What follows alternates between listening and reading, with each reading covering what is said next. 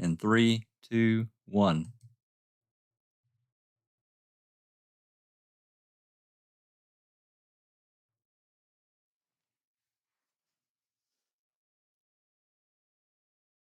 Hello, everyone. Welcome to today's viewing of Open Mic with Foul Play. And everyone, I'm glad to have you on our Super Bowl Sunday. I know that's coming, but we'll try to get done as much as we can. Anyway, today's discussion is going to be about Kuss Road. Not everything about Kuss Road. We'll try to touch on a lot of it, but just knowing how much is involved with Kuss Road, I didn't try to get everything ready to go, so to speak. I do have several things that we'll cover, some photos, some documentation, some audio, and that kind of thing.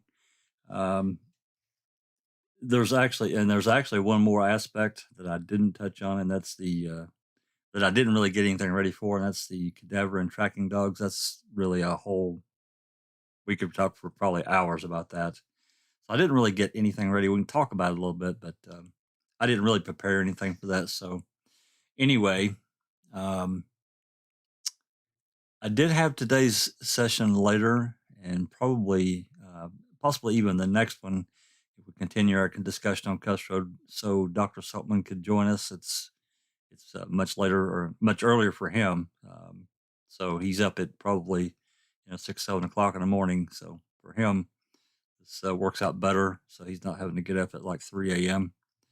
So we're glad to have him be able to join us and add his voice into the open mic.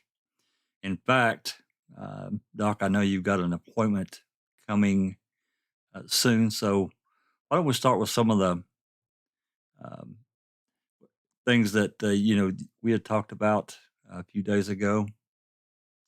You sent me some photos, and I want to put one up.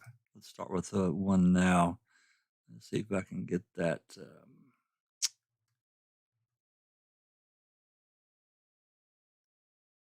Let's see if that comes up here.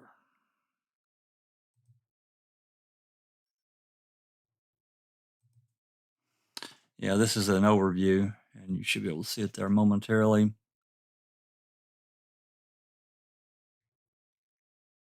Yes, it should pop in there in a second.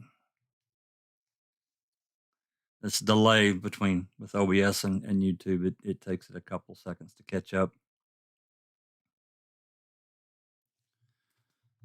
There it is.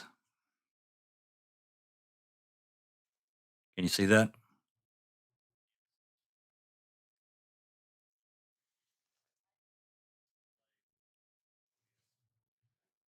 Yeah, there's probably it should be there now. I can see it. Yep. Yeah, this is the overview, the first overview that you sent me. Just to give everyone a go ahead.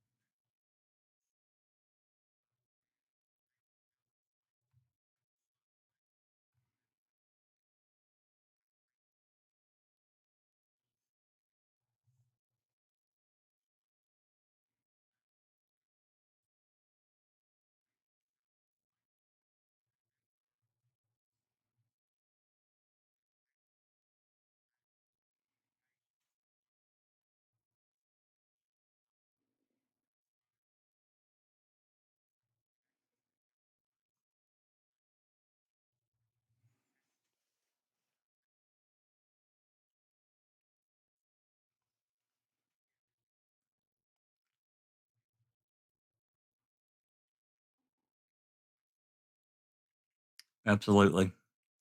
So from that, we're going to go to, I'm going to pop off those for a second and let's look at some of the early documentation um, that, well, it's really, I did a search of the CASO investigative report and the MTSO, the Manitowoc County, the MTSO summary report, which is, only 17 pages.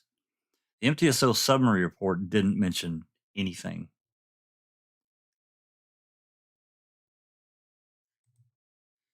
So, I don't think anybody's too shocked about that. Yeah, this will take just a second to update. Anyway, the first thing that I've pulled up here is let me wait, like it's in here. It's going to be it's a, uh, it's the CASO summary report, and I've went through and highlighted some of the sections for um, Kuss Road itself and where it's mentioned. It's not mentioned that many times actually in CASO. So um, I'm not going to read all this. I just highlighted. This is page 79. This is the first mention of Kuss Road by Gary Steer, um, and he's talking about the Redant, gravel pit and the proximity to Kuss Road to that area. Uh, so it's what we know now in comparison to what is reported about Kuss Road is it's really quite striking. There's really not that much at all reported, but we know a ton of stuff happened there. So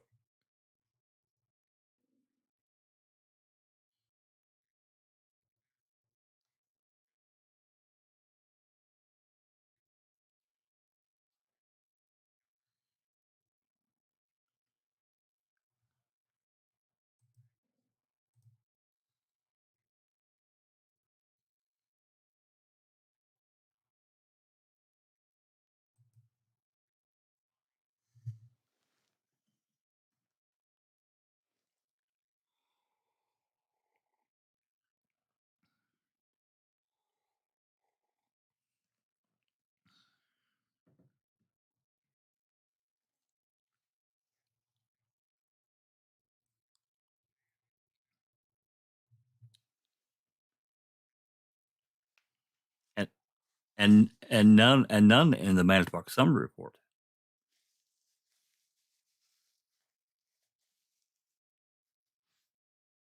What?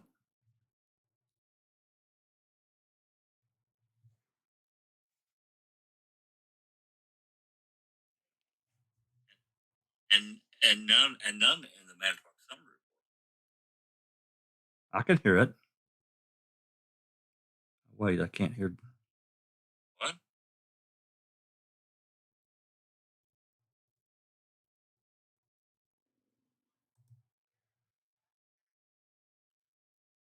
And none.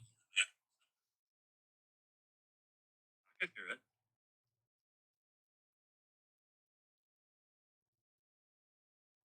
That is so strange. Let me check OBS here.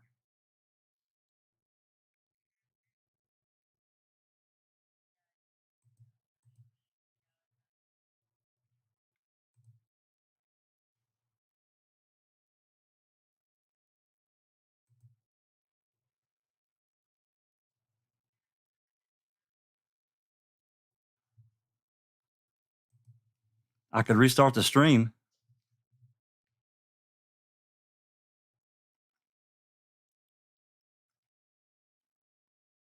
No, I don't think I can restart it. Have people been having trouble with YouTube today?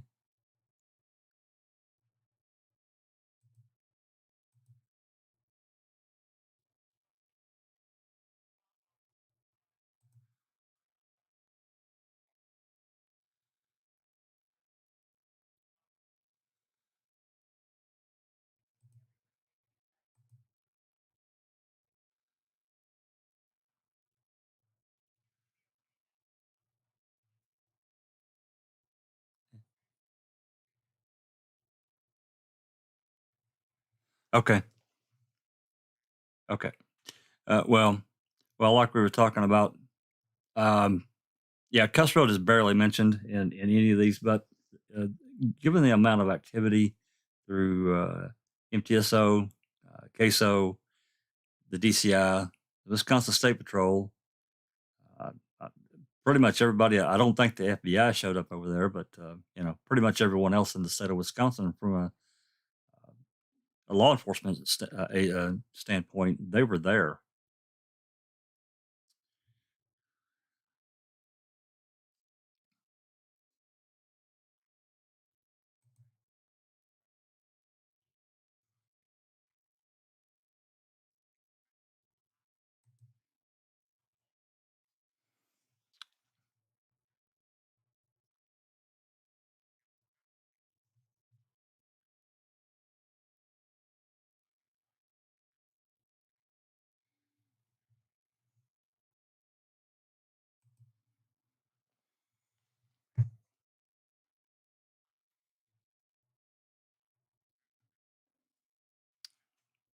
Right.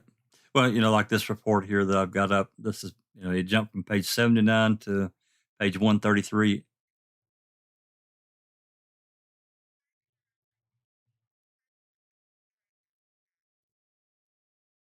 That is so weird.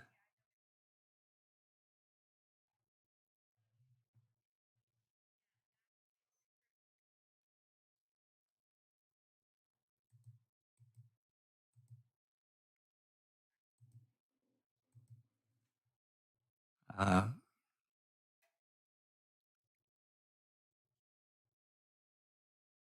no, because everything comes to the desktop, and it's not.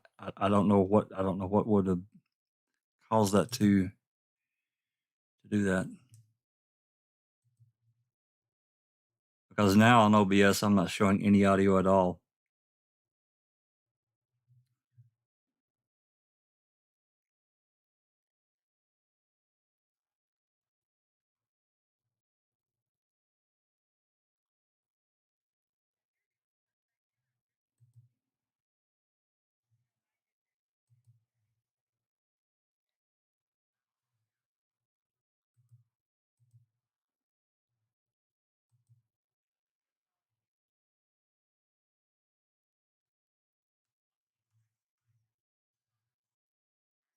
Rid of things. Don't sign contracts, don't make agreements, don't expect to manifest anything. Just We're live. clear the clutter. We're live. We're live now. I think. Yay. Can Maybe. everyone hear? Can everyone hear? Can you hear us? We are live. All right. There we go. So, I apologize, everyone, for the technical difficulties. I have no idea why something changed in OBS, but it did. So hopefully, Gremlins. Yeah, we're all good. Yeah, gremlins. There you go. I can live with that. So anyway, It sounds good. Sounding good. Great. So anyway, we were pursuing our discussion about Kuss Road and the lack of, really information that that came out of the CASO investigative report, the summary report from Manitowoc County, which was nothing mentioned at all, and as Doc said, at trial. So, thinking about all of that before we move into maybe looking at a few more photos that Doc sent me. Any thoughts on why? I'm asking you guys. You mean why there's a lack of mention of Kuss Road? Yep. Because it's important. It's vital to the case. Yeah. And it's not on Avery's property, which is where they needed everything to be. Doesn't fit their narrative. Nothing to see here. I think they have something to hide. Come on, there was nothing but a stump. Nothing but a stump, exactly. Jack said it perfectly. Say it again for those who missed it about Kretz. Yeah, what he paid attention to and what he didn't. Yeah. Correct. if Ken Kratz spent a lot of time talking about something, you know it wasn't important. But if Ken Kratz actually spent minimal time talking about a particular subject, you know that it was very, very important in the case. And, we saw plenty of examples of things like that, like the phone calls, the messages.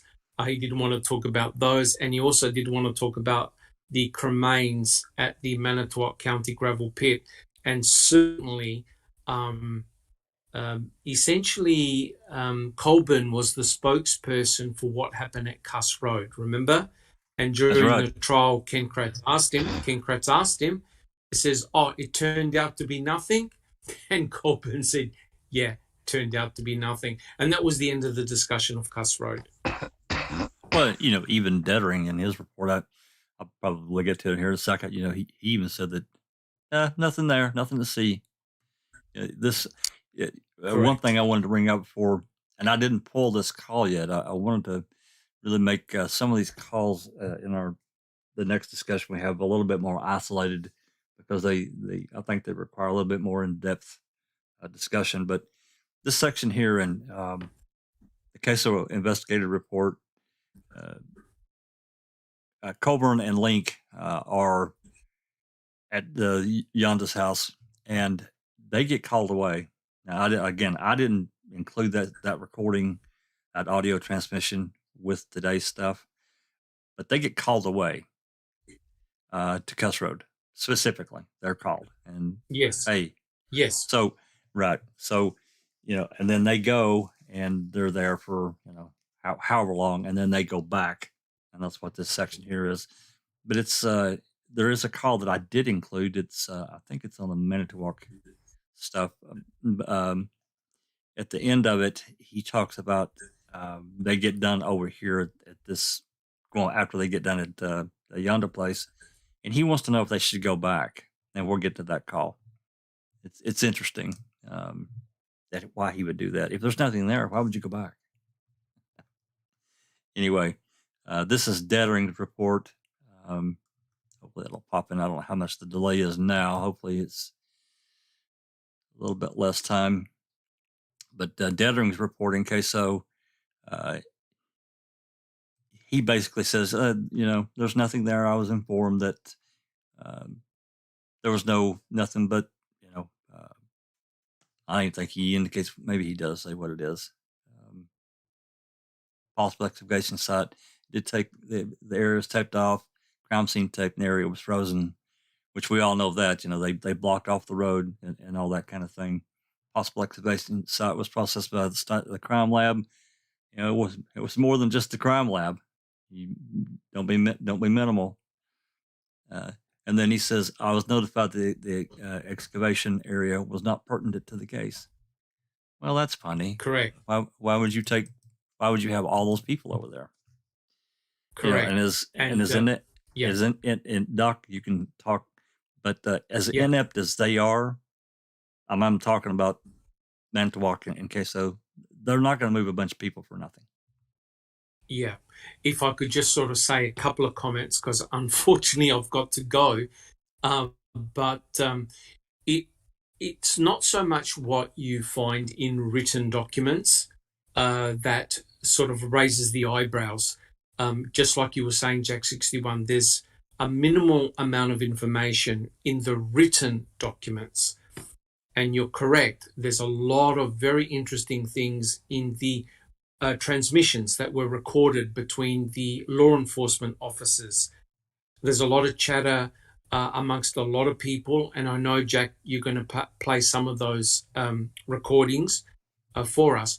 But to me, what is eyebrows raising is the photographic evidence of what we see occurring down Kuss Road. Now, I know that you're going to show some of the photographs. Yep, they're popping in now. It truly is incredible when you see the photographs. To me, it's quite clear that what we have here, for example, if you just stumbled across that place, say you were the neighbor that lived across the road, right, in that big house across the road from Kuss Road where all this activity took place. if you came out and you knew nothing about what had taken place, and you saw all the crime scene tape, you saw all the law enforcement officers, and furthermore, all the trucks that were down there, including the crime lab and other utility trucks, the first thing that's going to come to your mind is, oh, something major has taken place here, and it's a crime scene, right? So, quite normally, you've seen it all on police shows and other documentaries. Whenever you see a huge amount of crime scene tape, it's usually because there is some type of crime or some type of event that has taken place. Correct? What do you think, That's right. guys? That's right. Oh, 100%. When there's a crime scene, first thing to do is tape off. I just did a thing on this. When you have an investigation, you tape off. Then you're supposed to be taking pictures and citing the main focal point, which I believe was where that yellow or blue tarp was. Yes. I mean, why are you going to take I don't know if it was an ambulance or a crime investigate? Why you're going to have 3 trucks down there, all those people, all the man hours, and they're complaining they didn't have enough help for this investigation. So they're contradicting themselves, and it's really there's vital stuff going on there. They wouldn't let the dogs in, then they let the dogs in. I mean, it's very, very shady. Correct. And there's your crime scene tape, Doc. Yes. And the other important point, Jack 61, the other important point is that the amount of crime scene tape that they used was extensive. It wasn't just at that area there. It actually went up. There's a sort of like a side road that goes to the deer camp. And there are pictures that actually show crime scene tape absolutely everywhere. So quite clearly, the law enforcement officers taped off the entire area. Now, remember, that's Josh Redon's deer camp. And this wooded area that we see here, that had a lot of crime scene tape. The crime scene tape was actually quite extensive. And it goes to show, I believe, that something of importance took place. Otherwise, if it was something very, very trivial, there's no way that law enforcement are going to spend all that time, energy, and effort to block off the entire area. And just my final point, not my verbiage said it really, really clearly, that the biggest complaint from the investigators was that they felt that there weren't enough people on the ground to help out, especially at the salvage yard. So the question is, why would you devote all those resources, energy and time to a place that clearly isn't the Avery salvage yard? Why would you spend over a day there setting everything up and then saying in your reports, essentially nothing took place? Right. Nothing happened. It's we just Correct. went over there, guys, for and milled around for 24 hours, whatever it was. Correct. And Correct. we didn't find it. If they went over there and found a couple of old pallets and some peat moss bags, I cannot see them spending this inordinate amount of time. Maybe spend a couple hours. We dug it up. There's nothing there. This is what we got, and they left. Yes. But and yes, here's another one of your photographs that you sent, Doc. You want to talk about that? Yes. Is this the one with the Coburn? Yeah. Is that the photograph? Yeah, it's just come up. It's just come up for me on YouTube. Well, I mean, this is just a bare-faced lie, right? And this is when Andrew Coburn was questioned by Ken Kratz. And it's interesting that Coburn happened to be the spokesperson for what really happened at Kuss Road. Because as you said, Jack 61, Coburn actually went down there twice, right? He actually got called back. He was down at Kuss Road twice, and he said that both him and Lenk were helping with digging, right? They were helping the crime lab with digging. And normally stuff like that, when you process a crime scene, that's done by the crime scene unit, right? That's right. All that stuff is processed by the crime scene unit.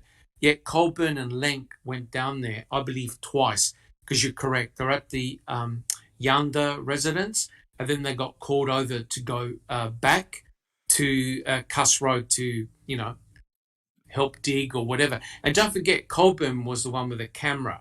So there's no doubt that he likely took a lot of photographs that we haven't seen at Kuss Road. But can't get. when Ken Kratz questioned him, Coburn basically said, "Oh, yeah, it turned out to be nothing."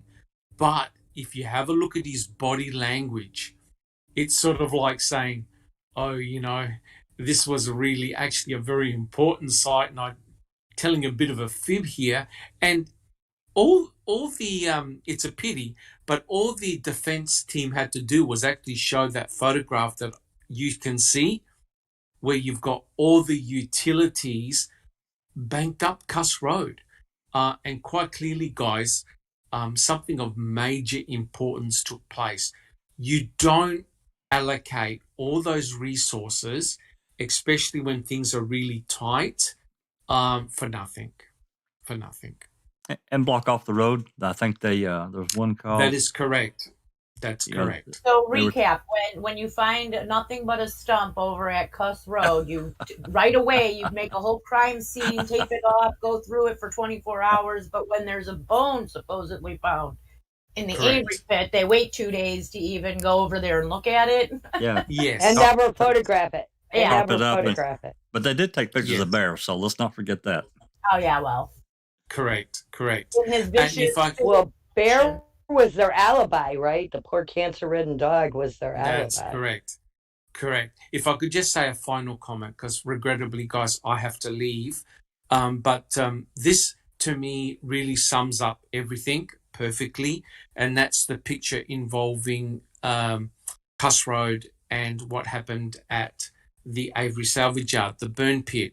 You can actually see that both areas contain a very large blue tarp, and quite clearly, these are both regarded as crime scenes. However, you can see that at Kuss Road, there's a huge amount of people and resources at a place where apparently there's nothing. Yet at Stevens' burn pit, where allegedly the cremains were recovered, you can see that there's hardly any activity going on. Look, guys, I'm very sorry, but I have to say that I have to go, but I will continue listening to the show, and all the very best, guys. Thank you so much. Well, Doc, how about next week? We do the same thing. We have it at around this time, and you can come back. Yeah, and I can come back. I think we should do a part 2. Yeah. Thank you so much, guys. Thanks, Doc. Have a good day. Ciao, Dr. Thank you. Yora says 1 pick of peat moss would be enough to debunk this. Yeah. Yeah. Well, here's another thing for me, and I have a really hard time with it, and I think yours does too. Why would you tarp a couple of old peat moss bags and a busted pallet that's rotting in the ground? Why would you tarp it? What are you protect? What are you protecting? There's nothing there, right? You said there's nothing there. So why would you put a tarp over it?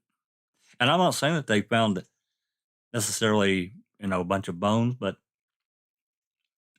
I personally think they found some evidentiary value that something was a body was buried there, or skeletal remains or whatever. I think they did find something, and that's why they tarped it. But again, temporary placement. Maybe there was something there temporarily. That's what I think. That's what I think. Enough to make them investigate further into the woods there, to tape it off to make sure that nothing got contaminated, nobody else seen something that they might not have, or see something they did see. They're not going to put that I in. have a question. They're just not going to do it. During that period of time, did they not also block off other roads for this? I think they blocked off. Yeah, they Q. did. Yeah. Q, was it Q, Linda? Yes. Or Yeah, anybody? they extended the crime scene. What was it? 1.5 miles or 2 miles more than it was at the same time. Yeah, and they were only letting residents. That really says that they found something of very serious importance and that they want nobody anywhere near there. Why? That's what it says to me, Sammy. I mean, I can't prove it. We can't prove it, but the evidence itself is the crime, what they didn't allow, the blocking of not allowing anyone down there. It speaks for itself. I'm That's just right. curious if whatever they did find on Kuss Road to make them like tape it off and everything. What's the freak out to me? What They is it freaked that out. they have to call the coroner for? Should the coroner have been called to that area too? I would think so, but I mean, does it have to be a bone that's found that they call the coroner in? Because I think if they, or can it just be like, oh well, the dog hit on here and there might be a body buried? Do you have to call in the coroner then? I think you only call the coroner when there's body parts or bodies found. yeah,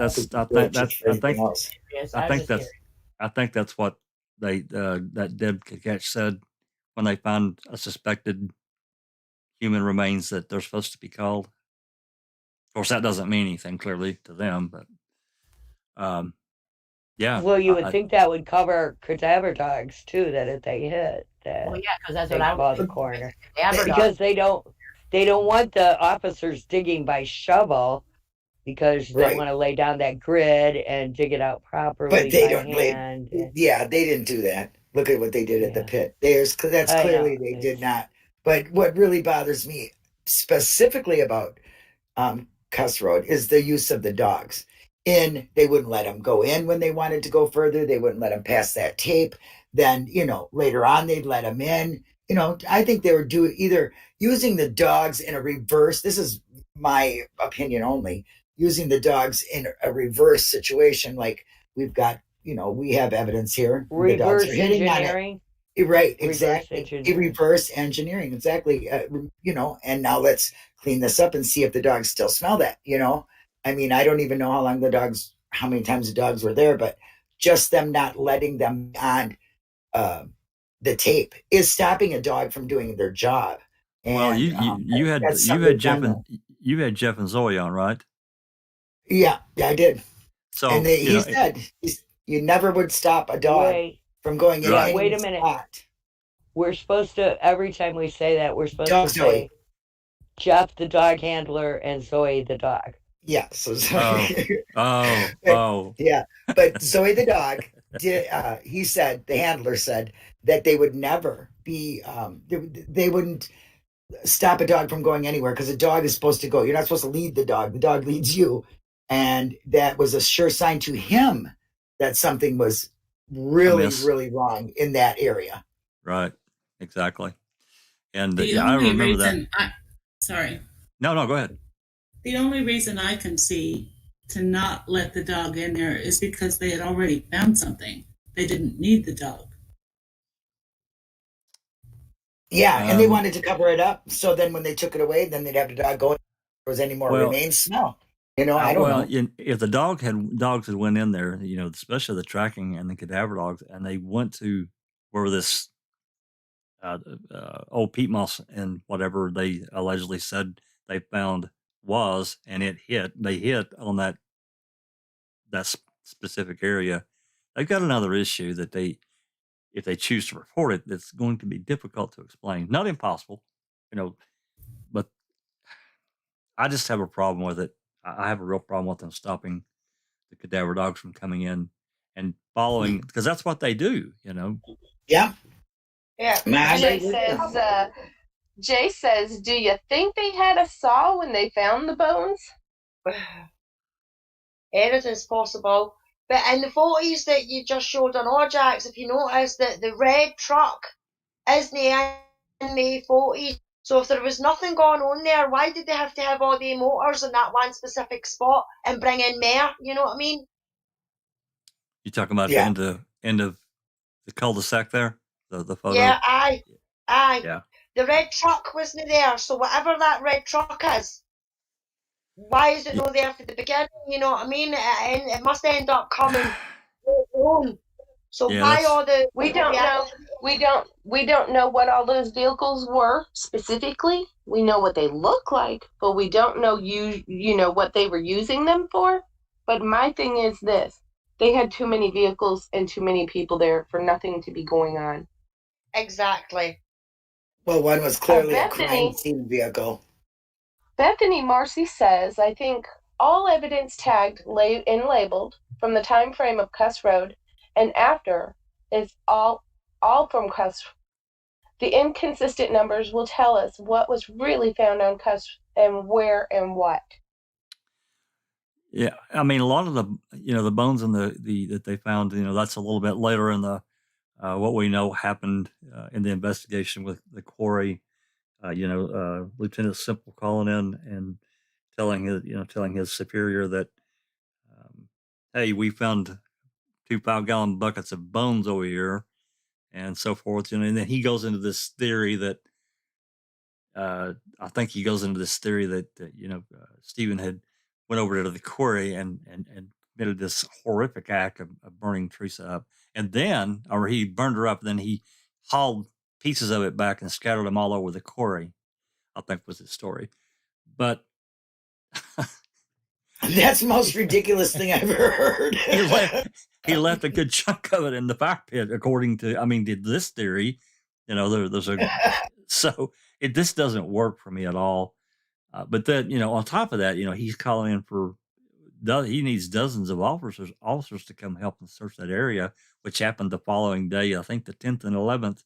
They call in 60, 80, or 80. I don't know how many, but at least probably in that range, 60 to 100 state troopers come in and they scour the quarry. The good thing though that a lot of these bones they did geotag where they found them. I think it was yours that created the spreadsheet to where a lot of this stuff was, or maybe it's yours. I can't remember, but we do have that in those locations to where they were found. Now, I know a lot of that stuff came out of the report that Eisenberg did. Yeah. So, Eisenberg knew where these bones were located because they were geotagged when they found them and tagged them. So, I mean, I can't totally disagree with what Bethany says because I do think it plays a part. But that whole area is tied together, guys. I mean, to me, it is. But, and how about the people that signed in and then didn't sign out from that area? Like, there's one specific person. I'm not sure that they had a sign-in sheet for the quarry in that area. I think that was only for the Avery salvage yard. I don't think they had one for Kuss Road either. I don't The less evidence, the better, right? Well, if they did, I mean, Jinx, the only people that I think that might have it. The coming and goings of the residents down those roads, but they didn't actually have the coming and goings of the officers coming. No, isn't that strange too? Well, I mean, I think that if they did keep a log, they would be with the state troopers or the DCI. That's my opinion. We need to ask for that. Well, that might not be a bad idea. It was the DCI who started the login sheet over at Avery. It was Fairfender or whoever told them to start signing in and out. So maybe that is it. Maybe they have one. I have a question. Bethany Marcy said then the white buckets show up by Bear's house. Well, there are more buckets over there. Correct. I don't. That was another. I don't know if they're the same ones, but I also think they were feeding him, watering and feeding him, even though they say he was vicious. Because you see a couple things up here within like his chain line, or right at the edge of his chain line. A dump of food and a bowl of water. They didn't even put food in a dish. He was just eating it right off the dirt. Right. Here we got bones. We might have bones in this pit, but throw some dog food down on the dirt. Yours said the crime scene log on Discovery file is 199 page. Ours is 140. Crime scene log on Discovery file. I'm not sure what that is. There's one in the Discovery file that they give to, there's all those emails and stuff going back and forth. Yeah, okay. He says the square buckets are at Bears were for the quarry pickup. And I don't think I could be wrong, but I'm pretty sure I'm remembering that I think they did collect the buckets at the Avery's, but I don't think they tested anything there for anything. And if they're saying that, Avery, even potentially Brendan gathered up all these bones and so forth and so on and haul them over to the quarry, you would think there would be some residue. I would think there would be, in at least a few of those buckets that they allegedly used to do this horrific thing. So What did I they don't. use to bring stuff back from Avery's pit? They used tarps and buckets too to collect stuff, right? So those buckets might have been for collection evidence over by Avery's pit. Uh, Could they have been? well, Yeah, I would that's imagine. I clear. would imagine that They did bring dirt and stuff that they ended up going through. Yeah, and then they had their experts sifting it. The experts, Well, Tom and Mark. and they also at one point in time put the contents of the barrels into buckets too. Yeah. After they sifted it in their lab at the Calumet County garage or whatever that was. Yeah, with their experts, Fassbender and Wiegert were Well, helping between do that. Like they have between whatever anything to do with bones. I mean, come on. How would they know if it was a bone or a stick, or how would they know that shit? Well, anything to do with the buckets. I mean, gosh, are we talking about buckets from the cops and or all the crime lab crap and buckets hanging around already? Yoris says no, they use tarps only on Steve Avery's burn pit. Oh, okay. Well, there you go. Thanks. Now, the photo that I've got up here, I've had this photo for a long time. It's not mine, and I cannot cite the source. Maybe Jinx knows where it came from. Jinx? Oh, I can't really see it that clearly. Hold on. Let me zoom it It's up blurry here. on YouTube. It's blurry on there. I zoomed it up a little bit. That should be better. Well, I can see it fine on YouTube. Come through. Can you see it? Yeah, it's. I just did zoom in, but I still can't read it. There you go. There comes the zoom in. Not very clear. Read it to me, and maybe I'll recognize it. Well, whoever's writing this report is talking about what they're doing. This is at 12:30 p.m. Continued with the second burn barrel. It was requested that we return to the scene and examine potential burial site. So they're talking about Kuss Road, located by. Then it sounds like, or one of the crime scene labs, because he's talking about the barrel. Remember, they took the barrel back to the Kuss Road. In that thing, he had it in the back of his little lab ambulance-looking crime scene van or whatever. I guess I really don't know. I don't know who wrote this. Located by volunteer searchers, which is the Bushman's group that located this, as disturbed soil on a direct path from Stevens' residence. Well, I'm not really. I don't really think that's a direct path, but okay. Not if you have to go through the quarry to get to the direct path, because it's kind of up in the little forest. Taken by a bloodhound following the scent from Teresa's shoe, insole of interest to a cadaver dog. 1:40 p.m. We returned to the scene and we were briefed by Investigator Wiegert, then escorted to the apparent burial site not far into the brush, south end of Kuss Road, approximately half mile to the west of Stevens' residence. See diagram. Don't have that. The site was observed, and upon written consent from the property owner, photographs were taken, and the site was examined. White plastic sheeting protruded from the ground on either side of an area 3 feet in diameter, devoid of plants, apparent decomposed wood, or peat-like material. Some moss lay nearby, uprooted. However, there was no sign that soil had been excavated and replaced, and numerous small bits of plastic sheeting appear to have shed from the exposed material and lay on the surface.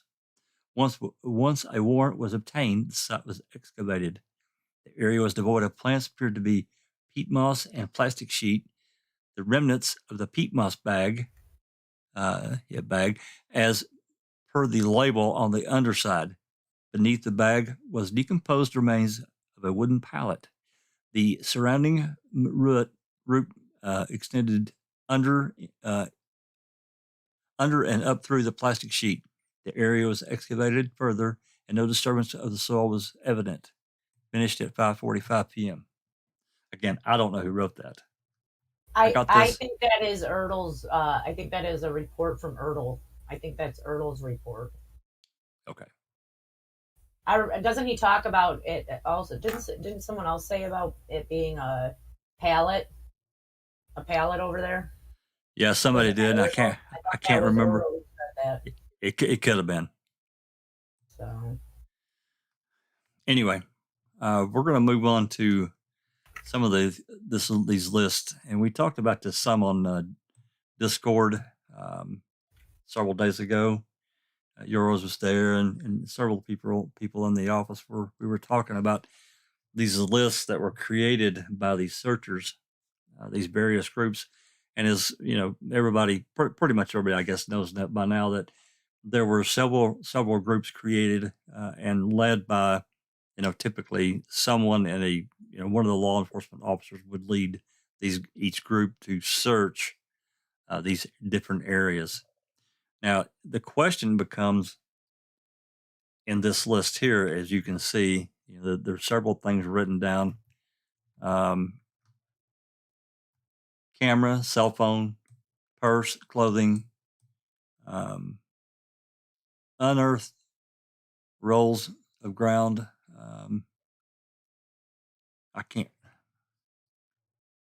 Dirt disturbed, license plate SWH582, tracks, vehicle. Here he says, my preliminary indication was this was not a burial site. And he goes, approximately how long did your examination take of that particular site? And he says, well, first thing they wanted to get the permission from the property person, and then him and Gang, or however you say his name, went in and photographed the area. So there should be photographs by Ertl and that gang. And then he says it was an old bale of peat moss. Under the plastic was the remnants of an old wooden pallet. So I'm believing that was decomposing into the soil. So he picked the pieces of woods out and blah blah blah. So I think that is Ertl's report that you just read. Okay. Just thought I'd let you know. That was you got that from the. That's testimony? from the trial. That's from his trial testimony. Okay. Correct. So, okay. Anyway, this list here was created, and the question has become: are these the things that they had already found, and they wrote them down? Which is kind of weird to me why they would do that, or are these things that these searchers found and wrote them down as they were searching? Or are they told to find them things? Well, that's another question. Treasure hunt. Well, I mean, there's we'll really read more. what it says under their map. Yeah, I mean, wasn't that written by that guy that came out, or he wasn't retired, but Jinxie? Yeah, Bushman. Yeah. Isn't this his writing? He had a team or something, and they were. I would have to see looking for things. That page. I think there's a list of who was on that team on the other side. Yeah, on the other side. Yeah, I'm pretty sure this is Bushman's team. I'm not positive of that, Jinx, but I think it is. Yeah, that's what I think it is too. They're the ones that found the rolls of ground and the disturbed, the dirt disturbed. 1206. Somebody, I can't who that name is, found remains of cell phone under tire rim burned in a barrel. So we know about that. So I don't know. I mean, that's this is an exhibit.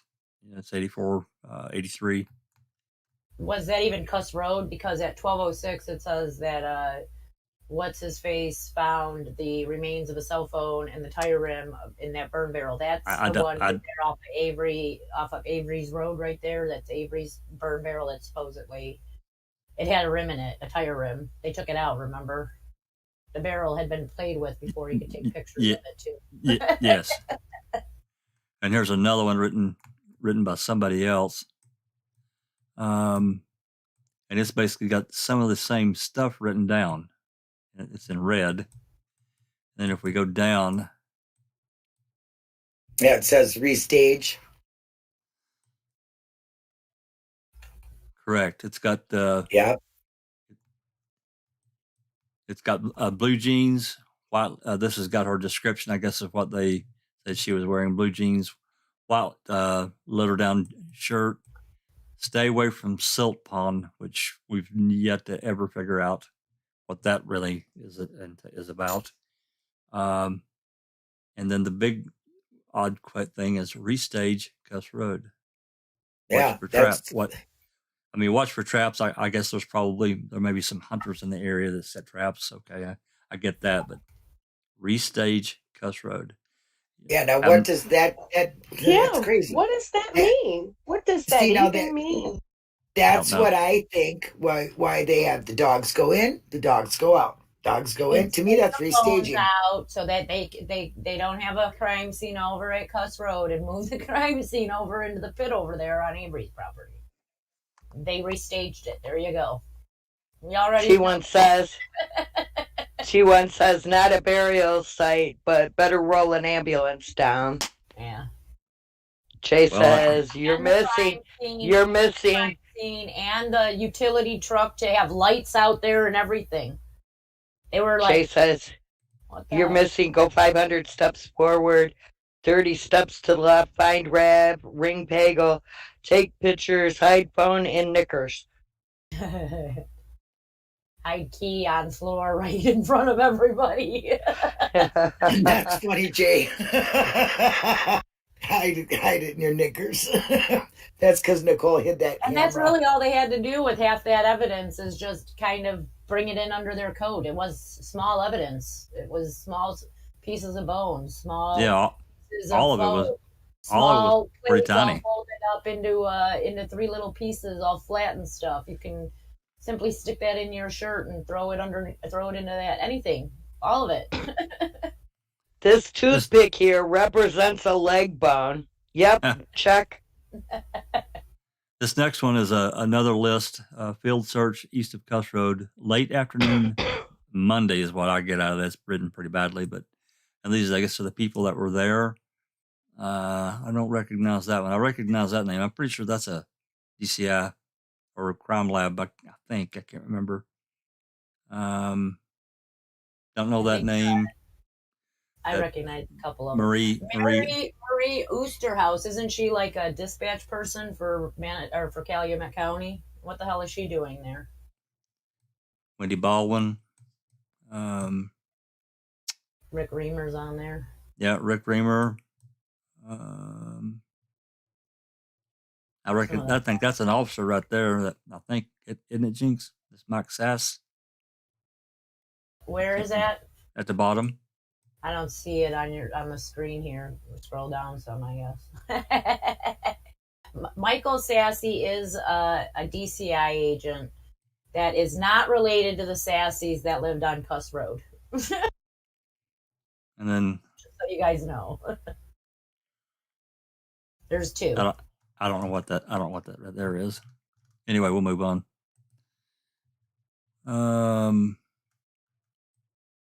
Here's some coordinates written down for the patch of ground.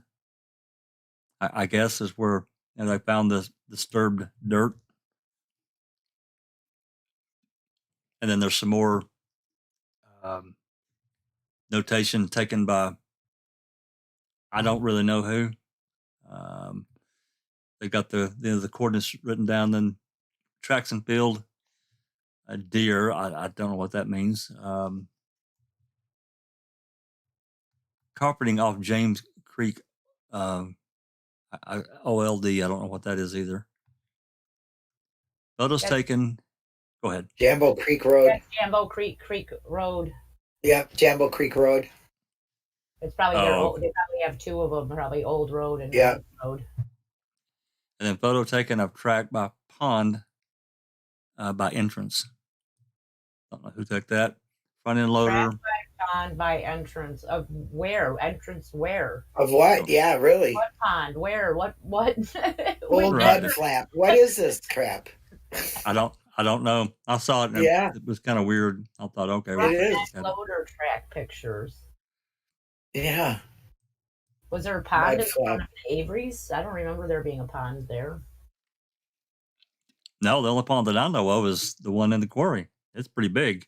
Ooh, there is that little water hole right below the raft where they tried to drain it, but it was a natural spring. So as they tried to drain it, it kept filling back up. Yeah, but it didn't really have. It's not really like too big. But I don't think that's there.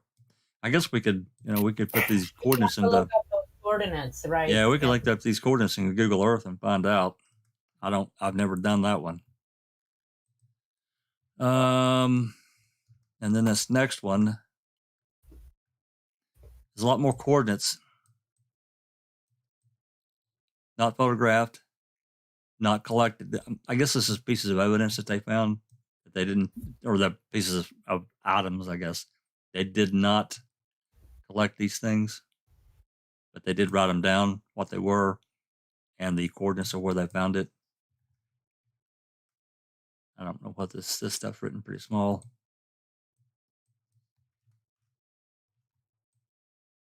That's pretty much all that one.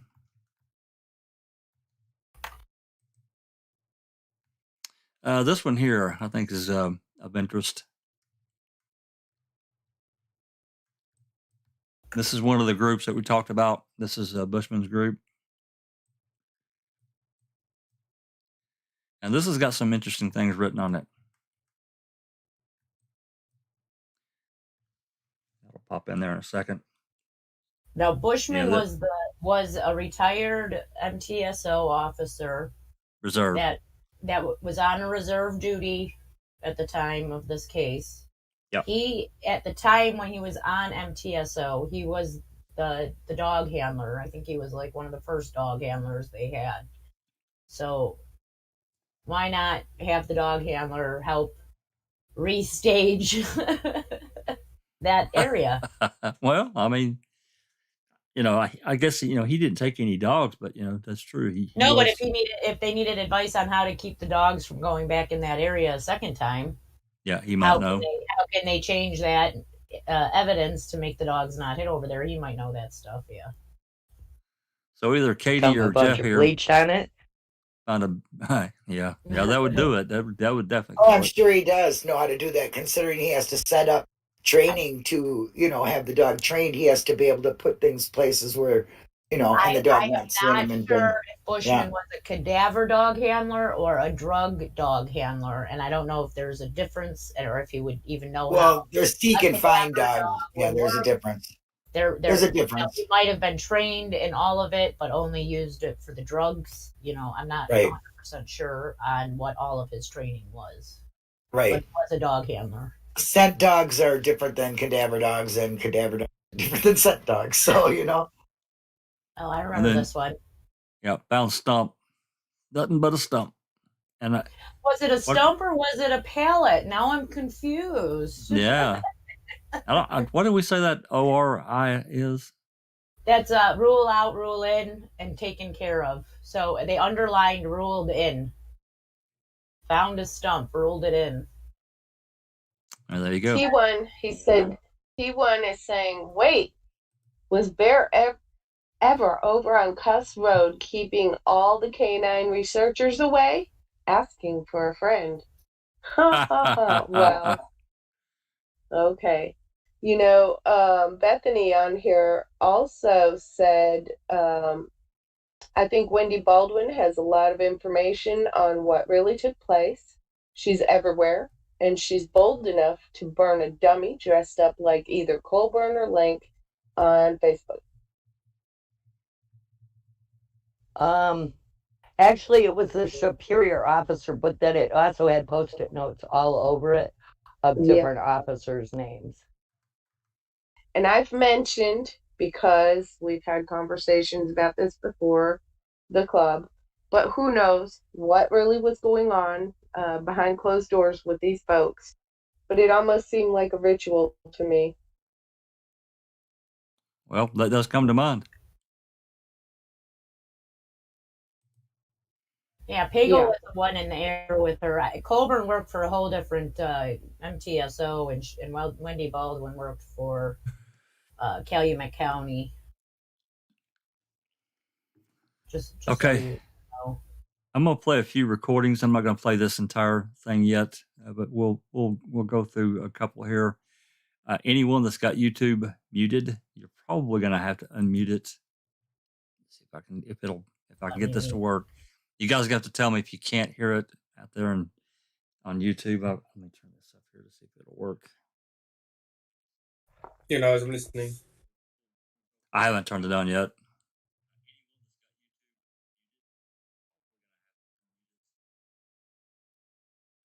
Okay, I'm going to start it now. Let's see if this will work. Oh, wait. Oh, yeah, there it is.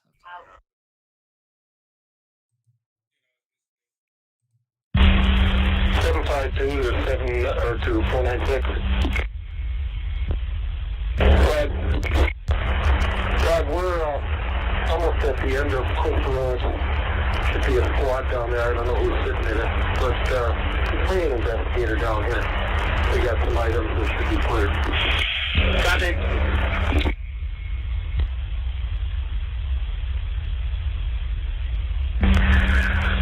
26, you may want a shovel.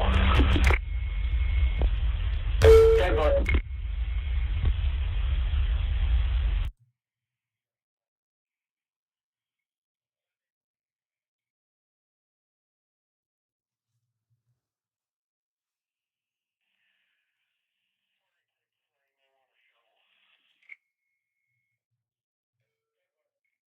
Okay, I'll stop it right there. Might want to bring a shovel. And by the way, this was Manitowoc. Really bad. Jack, I'm not hearing you on YouTube. I'm not hearing you on the YouTube. My delay is so big, we're not even to that point yet. Oh, okay. It's a big delay. It's that delay, Sammy.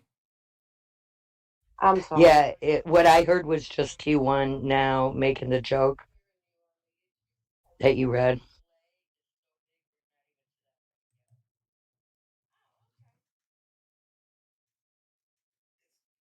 Well, this is toward the beginning, and making instruction on getting people brought that direction. Now, I apologize because the Manitowoc calls, we don't have timestamps. I cannot tell you. I know this is 7th, but I cannot tell you what time it is because we have no way of knowing.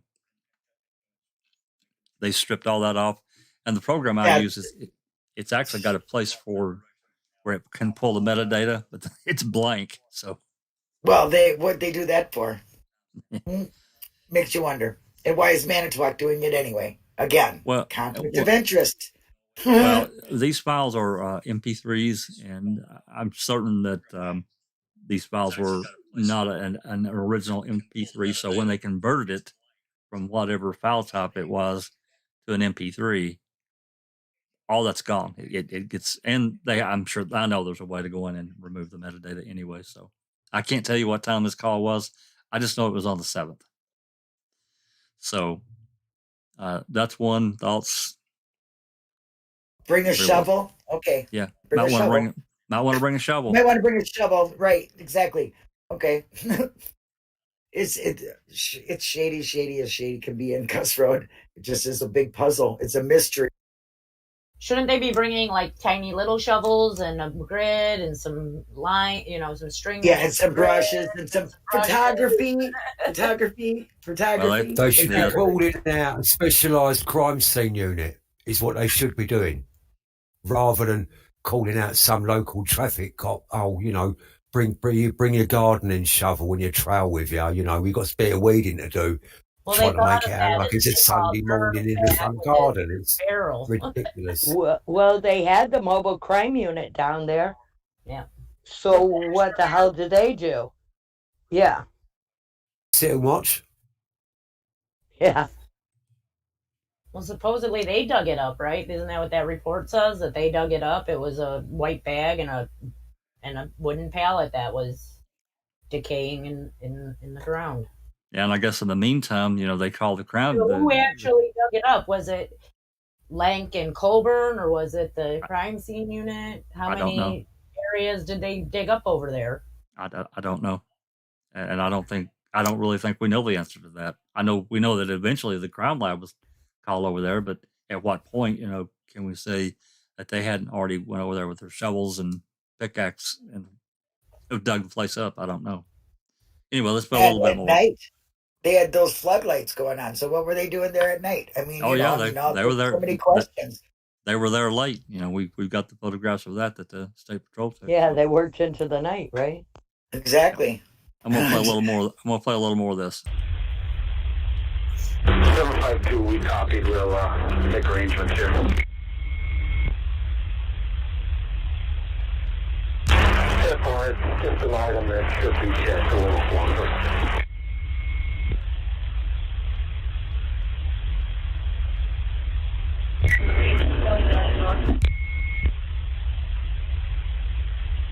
Dispatch 450.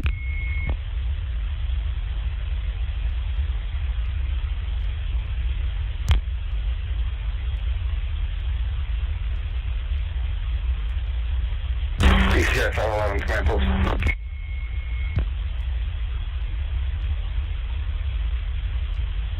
Unit calling command post. PCS 511, we're going to need some more flags out here at the first quadrant on Avery in the corner there.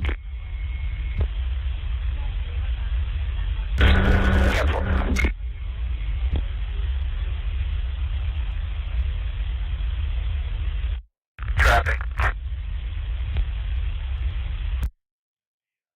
432, 193, 193.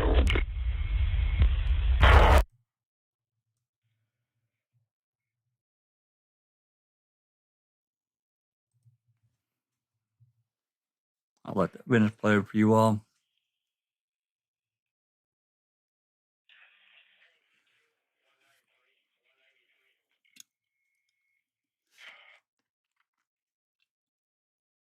I hear it, Chad.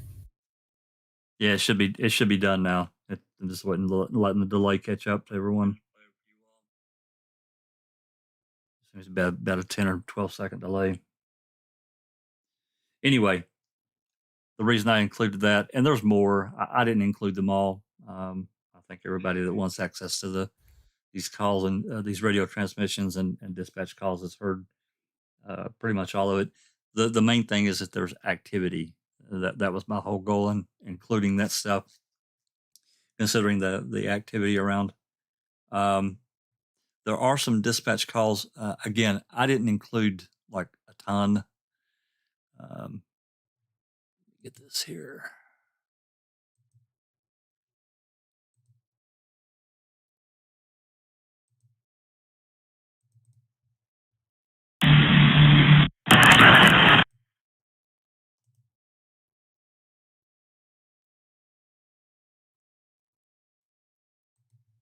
Hopefully this will play. Pop in there.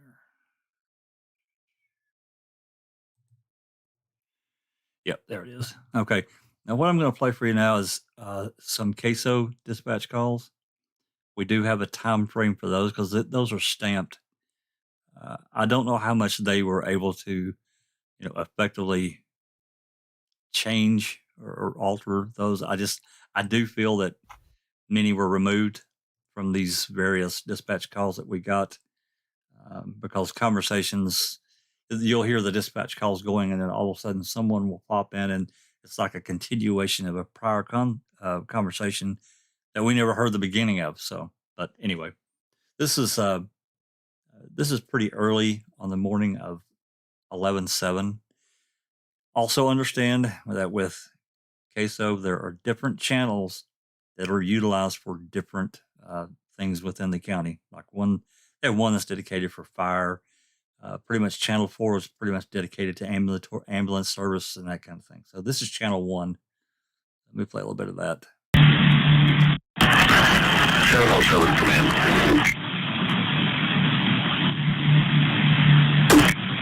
Go ahead.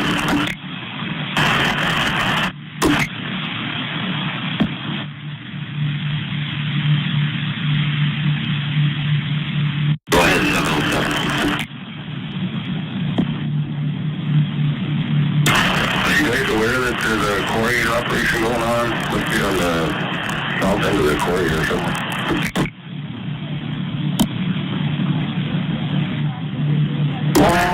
Yeah, on 828, they were given permission to utilize that area property. Did you see him in there? Yeah, on 828. Go ahead. They were given permission to utilize that area. They're going to restrict using the area southeast of our area.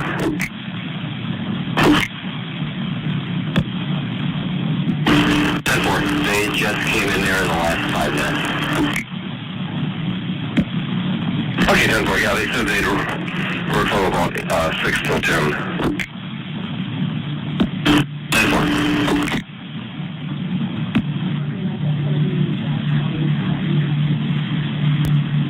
29 or 39.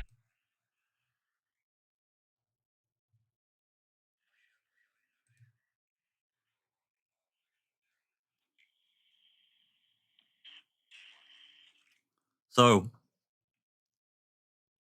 in this section here, it sounds like either Uyghur or Pagel. I'm not sure which. Talking about that, this officer that has spotted some people coming into work at the quarry, and they're clearly in that area. Now, this call, I believe, was really early in the morning, like 6 or 7 o'clock. I can't remember what time, but it was early. So they were already over in the quarry area. Don't know exactly when.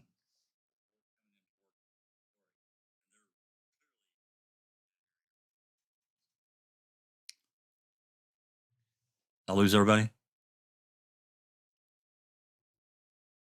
No. I'm here. So they had didn't the dogs already track over there like early on, and that's why they were over on Kuss Road and in the quarry in the first place, wasn't I think why so. they were out there? I think so. Yep. They because they brought the dogs in, as we all know, the afternoon of the 5th. So they were already. I don't know. I don't know exactly when because I'm just not familiar enough with the dog reports to know when they started tracking off away from the Avery salvage yard and over towards that area. That would take someone with more knowledge than me to talk about it intelligently and not tell you something that's completely wrong. I don't want to do that. So, but yeah, you are correct. Because there was more than one dog track that I remember. There was like several of them that they did at first, and then they were going back to do more when they stopped them. I thought like he wanted to go back over there. That's right. First it was they were tracking her scent all the way through the quarry, right? Wasn't that the first dog? They gave her the shoes. Track her scent. The soles of the shoes. And they tracked her scent all the way through the quarry. That's why Zellner's like, why was she running around in the quarry? And then that cadaver dog wanted to go over there on the 7th, and they stopped it because they were digging over there. And they already had the crime scene tape up because they wanted to go under the crime scene tape with the cadaver dog. All right. Because the cadaver dog wanted through there really bad. So they were following the dog tracks at first, which were leading them as showing as Teresa was running all over the quarry. You know, her scent was all over up through the quarry around that trailer, if I recall, the trailer in the dare camp, her scent went around that at first. So they were all looking over there, and then the more they found, the more they expanded. Like the more bones they went into the quarry, found some bones, and expanded to a mile away from the Avery's yard, 2 miles away. And then up to almost 2 miles, yeah. You know, there was another conversation, and I won't comment too much on this because, again, my knowledge is far more limited about the dogs, but I do remember a lot of conversation that McGilla guys all remember Magella 39, really did a lot of work on the dog tracks and so forth. But he went further and he did some digging into how the sensitivity of how sensitive a dog's nose is. And it was really quite something. So the conversation came, Linda, you may remember this too, about cross contamination. Yeah. As in someone being in her house and so forth and so on, and tracking like the cats or something, being on the pants or their shoes. That's right. And dropping her scent in these areas over in that area. I don't know that that's true, but I'm just telling you from the research that Magella did and he presented it, he sourced it. It really kind of blew me away. I had no idea that dogs could track like that. Well, from having Jeff on with Zoe the dog, I learned quite a bit about the difference between a cadaver dog and a scent animal. A scent animal goes exactly like what we were just saying. It picks up a scent, and they usually use the sole of the foot from a shoe because that is it will hold the most scent of that person. And a cadaver dog, well, like Jeff's dog, Zoe, has found cremains in the ground from 1800s. So their scent for that is very, very strong. Very, very strong for cremains. They can distinct from animal to human, and they can use, 100-year-old mummified bones or, just a speck, of bones. He says that Zoe's been trained to just do like very minute, even in ground, even in the soil, she can smell it through the soil. So it's quite amazing, actually. Through cement, everything. And the scent dogs, they go for the stronger scent. So even though you can have like touch scent, I guess you would call it, what Magella was talking about, it won't last very long. So that would go off of their feet faster than what the dog, it wouldn't leave it. But you could get that. You could. But possibilities of it are... Didn't he say like 24 to 48 hours? Wasn't that the time frame that scent would dissipate? It depending on how strong of a scent it was left. It does depend on how strong that was left was on. Like if a cat's rubbing on your leg and rubbing on your leg, you're probably going to pick up a strong scent of it. But if it's just a walk through, probably isn't going to be that strong of a scent. And it would be covered up by other scents. You know what I'm saying? So the stronger scent, it dissipates, and of course, exactly. Rainfall and so forth could dissipate that. Right. So, but them scent dogs could smell that stuff. Yes, they could. I thought that was interesting. I'm not saying that that's what happened, that someone was in Teresa's house and, sleeping in her bed and laying on her couch and then had an appearance over in those areas and was tracking all over the damn place. I'm not saying that that person did that someone that may have moved into her house. Wait, I'm being facetious here, but I'm this is a question. You're right on the right track, I think. This is a question for me because, the sensitivity of how these dogs can track scent is so much more powerful than what, a human can smell. Even people that, have a really strong sense of smell, they can't do it. These dogs are like, 1,000 times stronger. It just blows me away. But anyway, I thought that was an interesting thing. I would really like to get Magella or somebody that's or someone like yours or someone that's really knowledgeable about how these dogs tracked. Well, you can get Jeff on. Jeff will come on. I think Millbilly did videos. It was either Millbilly or it was Eric Cozy, or maybe both did videos about the dog tracks. And I'm sure Big Jeff was on it at the same time.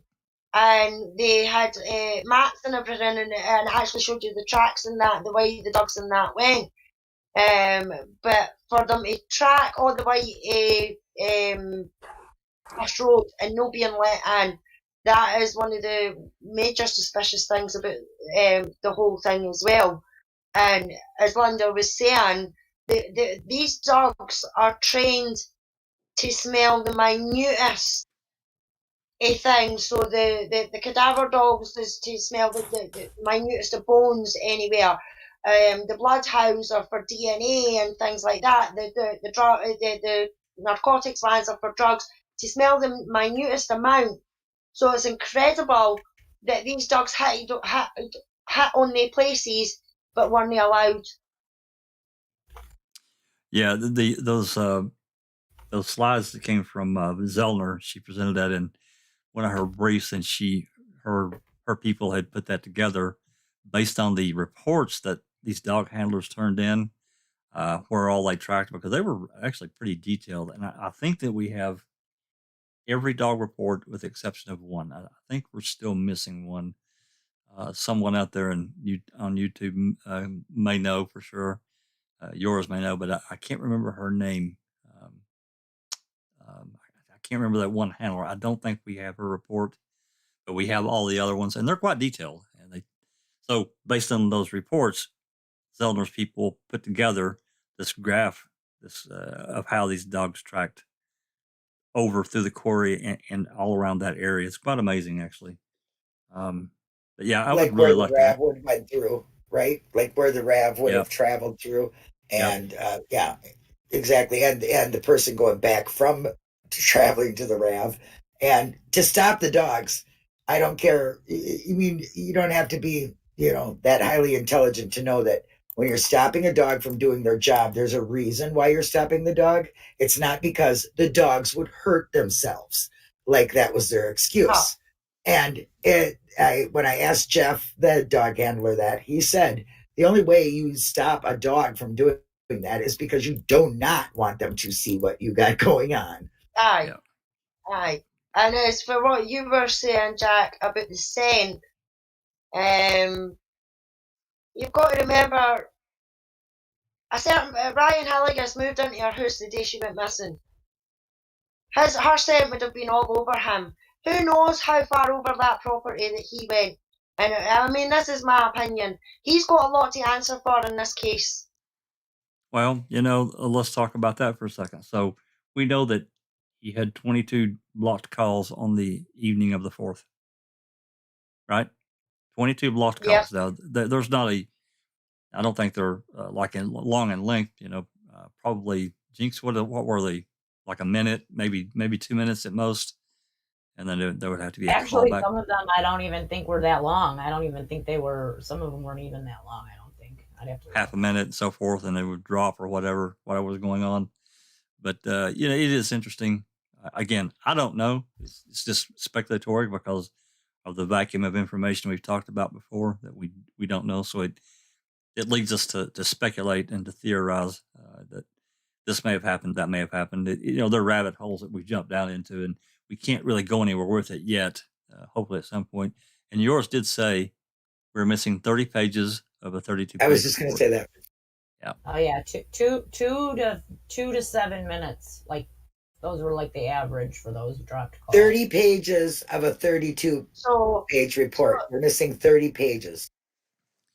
So they short calls, and I mean, this is my opinion, and I will state that is just my opinion. They drop calls could be between the time that the RAV was getting planted on the property, and to make sure, trying to get a hold of them. Have you done it yet? Have you finished yet? Have you done this? Have you done that?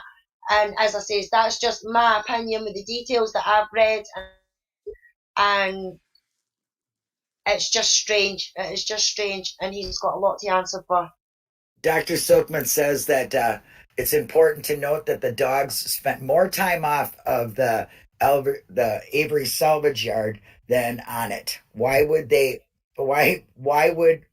that be the case if the state arrest Teresa never left the salvage yard, nor her RAV4? That's an interesting point. How long would it have taken him to plant that car? Because the caller ID dropping starts around 4:15 and ends around 7. He could have been scoping too, though. Jinx. So for 3 hours, he just got dropping calls. Well, and not only do you got to plant the car, so you drive the car over, but then you got to walk out, right? And get a ride That's right. home. Right. So he could have been scoping, and that could have been part of the problem. I don't know. It's just the Well, that's lack of another information. thing. If he actually did plant the car on the property that night, um, to me it was like he would have had to have an accomplice. He would have had to have somebody to pick him up and drive him home. Absolutely. I mean, it was a hell of a walk back to where they were at. There absolutely White was Jeep. an accomplice. The white If Jeep. you were smart, you would walk way the hell out of there before you ever called to meet up with your accomplice. What's that, Susan? Say it again. I said the white Jeep that followed him in. There you go. Oh. Yep, I agree, Susan. I agree. Or Jeep top, White maybe vehicle. yeah. Yeah. So it could have been an Explorer, that type of vehicle. Yeah, that's absolutely right. Yeah, So, and Coburn will have one round about the same time, and then all of a sudden it disappeared. well, Aye, aye. That was Siebert, right? That's all. Yep. Yeah. Admittedly, I suspect Ryan more than I do anyone. I just do. Yep. And maybe that's wrong. Maybe I'm wrong. Unofficial law enforcement agent, wasn't it? What was it they called him? Yeah. Yeah. Who Untrained. knows? All I know is that he is very suspicious, and the more you look at more of this, and the more you understand Well- why they didn't do a victimology, because they would have came right to him, He and that told, was not in their narrative. he told a number of inaccuracies, I call them. It would be rude if I said he was a liar, a lying son of a bitch, but But he yeah, told Son of a bitch. he told a number of fallacies. Which cop always calls him Killigus? Fassbender. That's Fassbender. Dassey. And Yeah, I think like, that's a running Is joke. that a Freudian slip there? Yeah. Fassbender, well, Killinger. That's just as fitting. It's very fitting. Is that a Freudian slip? Still gas, yeah. Jinx isn't Kilgus a common name in that region? They both are Hilgis and Kilgis, and who knows with the accents up there if he just sounded like he was, that's how he was saying it to Fassbender. Who knows? Well, I could go off on a number of. The point is you have this crime scene and you have these people coming to help you. Why are you not taking their ID information? Like, you look at their ID, you write down their name, which is spelled right there on their driver's license or legal ID, their address, I mean, Yeah, just let exactly. anybody on without any license proof that they were who they were. I mean, isn't that a little weird too? I mean, the fact alone that he was an ex-boyfriend. He shouldn't have been anywhere near that property. He should have been on the suspect list. Dr. Silkman says Fassbender and Wiegert told Stephen how the RAV4 entered the Avery salvage from the deer camp. This is contradicted what Brendan told the investigators. Fassbender knew, Brendan had no idea. I 100% agree, Doc. Oh yeah, for sure. And I agree with you too, Alice. Were He they should have trying been to on the get suspect Brendan to list. tell them that they went through the deer camp? Were Yeah. they trying to get him to say that? Why not just tell him he did with the bullet? Yeah, I mean, We know they you went took- through the deer camp. I mean, Yeah. The fact that they took bloody Matt and Pat Avery's fingerprints and details and alibis and everything like that, but they didn't get any for Ryan Hilligas, and they didn't get any for Blowdorn either. and he lived with her, so they got his fingerprints Exactly. at least. Exactly, Jinx. Aye. Here's an interesting comment to you, Jinx. The DCI reports show the woman visited Richmond, but the woman was looking for a springs tube. They lived right down the road from the Averys, right? Who right? are we talking? What woman? Springs Tube, I think, is actually a relative of theirs, to be honest. And yes, I believe they lived on Kuss Road at one point too. Springs Tube. I think they lived on Kuss Road or right off of there's that other little road. I remember some discussion about the springs tubes. But yeah, Did the I have. Springs Tubes also, what was that house? Wasn't there like a house on that corner that was no longer Yes. there anymore? Yes. I remember Seeking Truth Wasn't that a talking about that. Springs Tube too? Yep. And that house is gone. And they're all related to the Mott family, if I remember right, which is related to the Averys, which is related to Sandra Mott Morris, who was the one that he pointed the gun at. Well, the connections. Yeah, all right, I'm gonna play a little bit more of the CASO Dispatch. I can't remember where we're at here and what's gonna play, but let's listen to a little bit more. If you're muted from YouTube, unmute. If you can copy, that second team is on their way in. They are supposed to be with you. Do not start without them.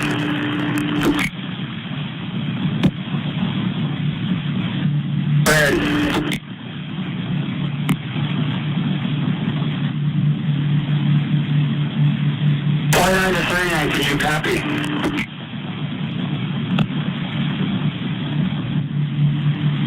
Fire on the 39, have you started?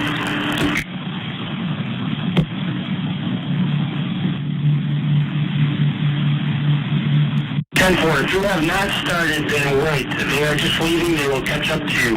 But I want you to do that as 2 teams. Both sides with 2 teams.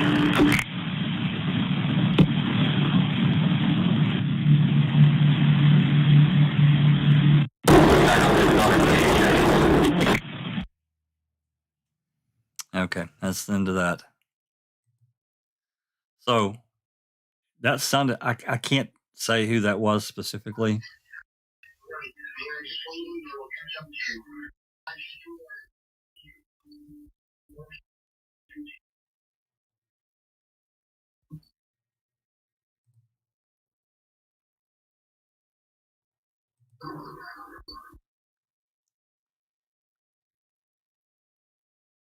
What did he say? 2 teams? 2 teams. Yeah. Wait for the second team.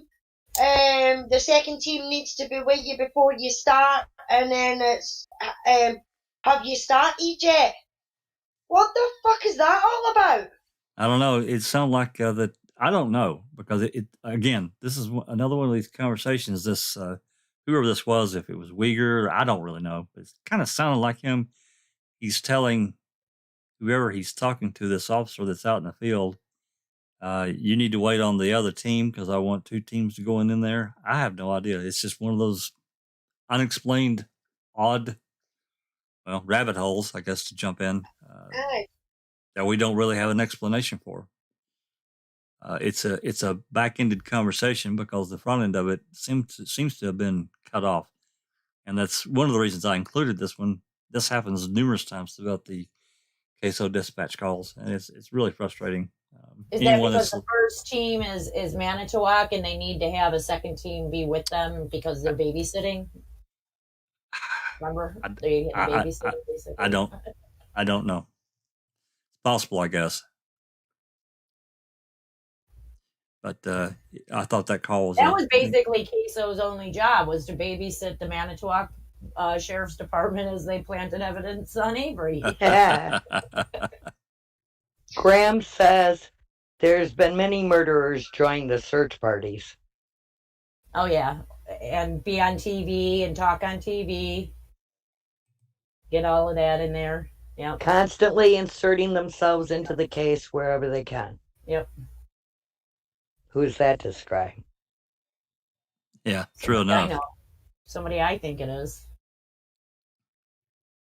Well, all of it. How many teams were there? Were there four teams or 6? I can't even remember now. That were on the 7th. That were looking just the teams that were supposed to be looking in the surrounding areas. There was quite a few. There might have been about 7. Yeah, I can't remember. Yours, I know that. I know better. Yours, you tell us. Get in here and tell us. I don't. Yeah, get in here, yours. I don't remember how many teams were. I just remember that there were several that were involved. They also had like Ryan had a team of his own. Like he's out there too on the 7th in the surrounding area, looking at Jumbo Creek Road, the field right in front of Avery's. I think they did. So they had all kinds of teams out there on the 7th. You think that was to distract everybody from what was on Kuss Road? Bring out the civilians so that the news has somebody to talk to. Well, possibly. So we clean up and restage Kuss Road. Because they were You know- talking about Kuss Road really early, right? You said like 7 o'clock in the morning or something, maybe. Oh yeah, yeah. Actually, I think there was a call earlier than that they, and I wasn't sure if it was part of it or not.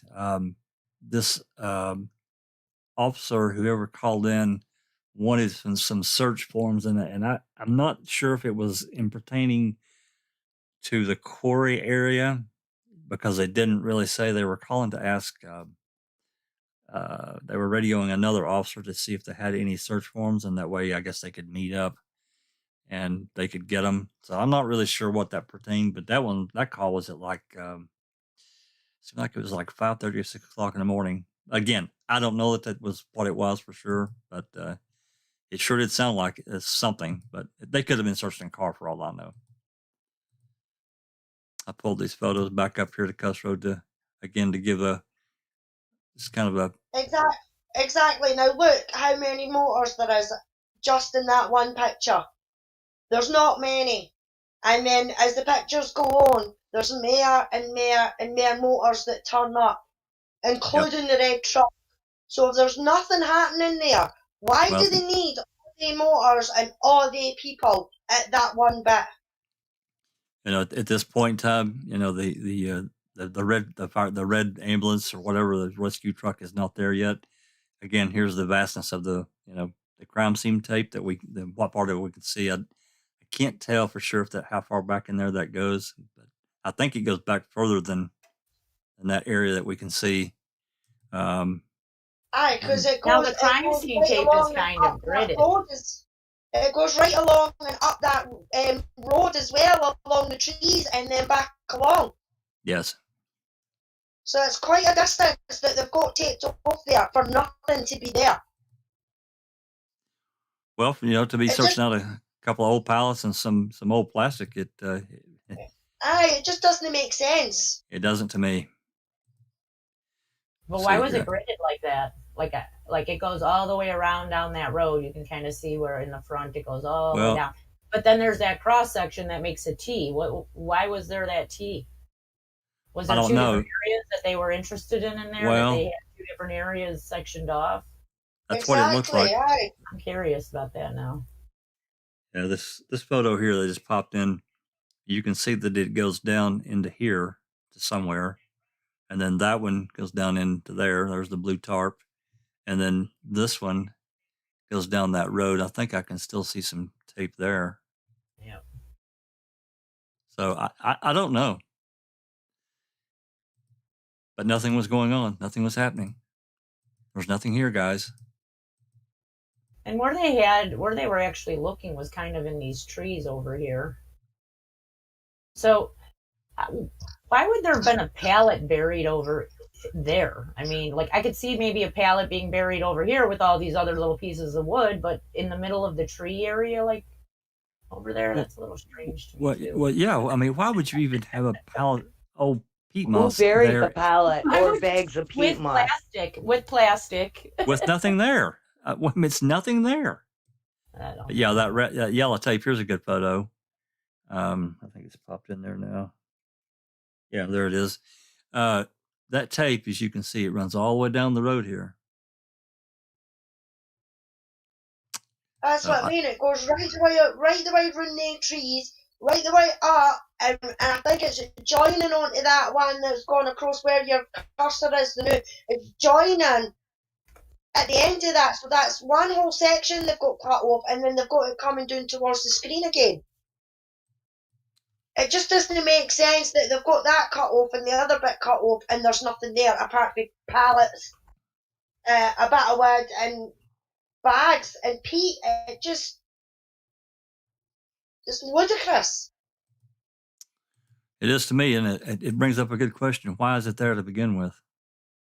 Why would someone have a couple of bags of peat moss out there on a pallet, and there's nothing there? I mean, did they? It just doesn't. I don't know. It just does not make sense to me at all. No. Did they ask the lady or the man who gave permission to search that property what they were burying? Like, did they have any idea of what was buried on their property? Yeah, I don't know if they did. I don't remember. I highly doubt it. And the guy that lives across the street, the guy that lives across the way, not even on that property across the street, I'll tell you what, the minute you go there, even to this day, he's jumping out of his house coming over to see what you're doing there. So I don't know if that's caused from what he thinks happened there or what, but that guy's very cautious going down that road. I mean, this photo here says it's taken on November 8th at 7:09. Yeah, and the red truck is still not there yet. I was actually trying to find a photo with a red rescue truck in it to find out exactly how many minutes had passed, unless they've doctored these, and I haven't looked at them close enough to say. This is, of course, the entrance, I guess, up there, Avery Road, or the Avery business. There's another photo, getting back over. I'm not sure that these photos have the ambulance. I thought they did.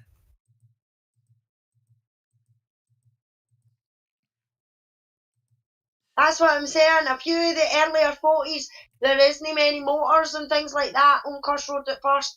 And then as the pictures go on and on, as the pictures go on and on, there's more and more and more, but that red truck isn't there. So Not yet. I wish we could find out what that red truck actually is. That looked like a fire department ambulance to me. That's what it looked like to me too. It looked like a rescue. Yeah, it looked like a vehicle. paramedic. Yep, a rescue. Rescue. So why would they have that there? It was probably Michikat, right? Because that guy was the fire department and tow truck driver. He was all over that property, that Paul Ravis dude. Sometimes he was the wrecker, sometimes he was on the fire department. I bet he had one of those. So we can see up here that the cops' cars got that blocked off. But That's that red truck, little road where I think the Springs tube lived off of that little road too. Oh, that one up there. Yeah. I don't remember what the name of that one is. But the red truck is still not there. And this is this is a minute later, it says. So I'm going to take it for granted that the state troopers didn't mess with the metadata, but I don't know that. They may have. And I mean, is this the same time that we got phones and says the boss has got to change of plans? No, that was on the 5th, actually. That was before they found the RAV. Yeah, right. Bethany says it's an ancient discovery of a Viking gardening. Well, it could be actual Native American burial ground over there, because that's what Manitowoc is actually like on. It could be a Manitowoc Sutton Hoo, yes. A Viking burial, yeah. Or maybe the burial of a mafia don with full honours and all that.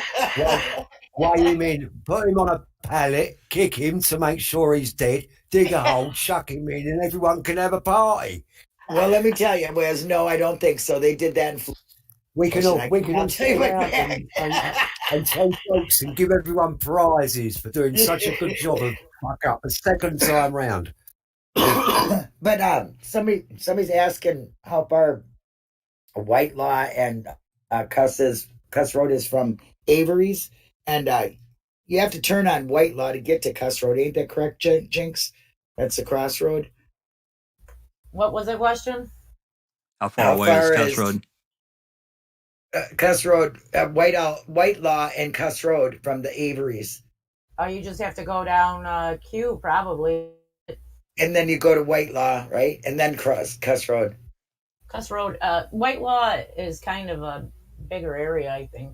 It's over by where Earl lives. Yeah, Earl lives over in Earl Whitelaw. lives in it stretches Whitelaw. Down towards like that area. In a portion of Whitelaw, yes. Right by Manitowoc City or whatever, where it's like right over the highway by George Zipper is where that Whitelaw Tower is. It's not very far from Okay. Okay, there's going to be a picture there. I think this is a picture you're looking for here. Alice, this is the red truck has finally popped in there. And this is at 7, according to this is 7:35. So there were about 20 minutes or so later, after these other photos are taken, lights are on now. It says AM, but I'm wondering now why the lights would be on. Exactly. And So, why do we need another motor to be there if there's nothing there? You know what I mean? Surely the amount of officers and motors that were there in the first place could determine whether it's of significance or no. well, it's almost like that these photos were taken, and they've messed with the time on the metadata, because we have two vehicles. I mean, it could be daytime running lights, I guess, but to me, this looks more like an evening time photo. I don't know. The earlier photos look brighter and sunnier. This looks dimmer to me, like the sun's going down. I don't know that. No, that's what it looks like to me on Ajax. It looks like to me that it's just starting to get dark, and that's why they've got their lights and all that on. Right, and there's going to be another one pop in here. This is a nighttime photo, or at least dark. I don't know if it's certainly not when they were taking photos earlier. And again, this says 7:44 a.m., which I'm sorry, I'm not believing this photo. No. Why have it lit up like that if it's just a bag of fucking peat? You wouldn't need it lit up like that if it was just a bit of wood and some peat in a bag. You would have sussed that out when it was daylight and no bothered and went, right, move on. But Right. They've just put too much effort into this one spot with lights and tarp and tape. Aye. You got it, Alex. You do. It's just, it doesn't make any bloody sense. It does not. You're correct. Why would you not be able to just say, okay, check it off the list. That's peat moss and it's a pallet and it's old and we're moving on and get the guys out. No, they could have did that when the first officers found it. Okay. Well, they wouldn't have needed a forensic team, dogs, to avoid the dogs being there, lights, tarps, and more investigations with more and more trucks. There's no way. They're not going to waste that money. Sorry. I've got a big problem with the pallet theory. What have you got at Kuss Road? You've got a way into the quarries, which is where you might expect to find a pallet, and you've got some private residences. Now, the private residences are only going to have a pallet on board if they're having a pile of bricks or a ton of peat moss or something like that delivered. But in any case, a pallet is made from cheap timber. They're mass-produced, they're disposable. Most people break them up and burn them. I've never heard of anybody ever burying a pallet. You'd burn it. You wouldn't bury it. It's too much work involved. Okay, well, it to might bury not have it. been buried. Can we think of this? It is the rural area, and things do overgrow, and that could have been there for years if you really wanted. If that's what it really was, it could have been. And ground could have went over it, but I do not believe that that's what it was. I agree with you. There's just it doesn't make sense. Just no. Well, there's nothing there. I mean, we're talking about peat moss now. What is peat moss? Yeah. Well, isn't that something you kind of scatter around it? If there was peat moss mixed in with the soil, how would you know anyway? And wouldn't you be able to tell it during the day? There could have been anything in that bag. If there was a bag there. Yeah. If there was a bag there. Too much effort and time and money went into that to just find out that and a waste of materials. It's a waste of materials. If you bought the materials to do a project with, why are you going to leave it in an abandoned field? They're just it doesn't make sense. They were complaining about not having enough power and perfect experts to do this shit, but yet they're keeping them there for 8+ some hours and at nighttime too. No, it makes no sense. And it is spotted right on where that tarp is. So I mean, how many people did they bring in to look at it to get an opinion before they come to the conclusion it was just a pallet? That's what I'm saying. They've been there 8-10 hours. I mean, who was it that made, who was it that put their neck on the line with this major executive decision? Well, the and said, bag it's all right, says boys, peat moss. nothing to worry about. Right. What a load of The bag says peat moss, so it must be peat moss, right? Right. Hey. The light is focused on that. Right? The light is focused on that blue tarp. So why is it specifically on that blue tarp? That begs the bigger question, which we talked about earlier. Why would anyone take a couple of, even one bag of peat moss right there and bury it? There's nothing there. It's just woods. What are they doing with bury it? peat moss. You'd split the bag open and tip it in your garden. It's That's right. natural. It'd mix in with the soil. That's what you wouldn't bury moss. I mean, I mean, you know what? Exactly, What a load of cobblers. It's Exactly. rubbish. It's Aye. absolute crap. And I don't know how they got away with it. And so many people have swallowed it. You know what I mean? Jesus Christ Almighty! I want to point out something else before we move on here. They really must think people are stupid. And this is, think about this now. I don't know. There could have been massive cloud cover that came in, but the time here now is 7:38 a.m. Now, we're 20, 30 minutes later than the earlier photos that we looked at that are nice, bright, and shiny.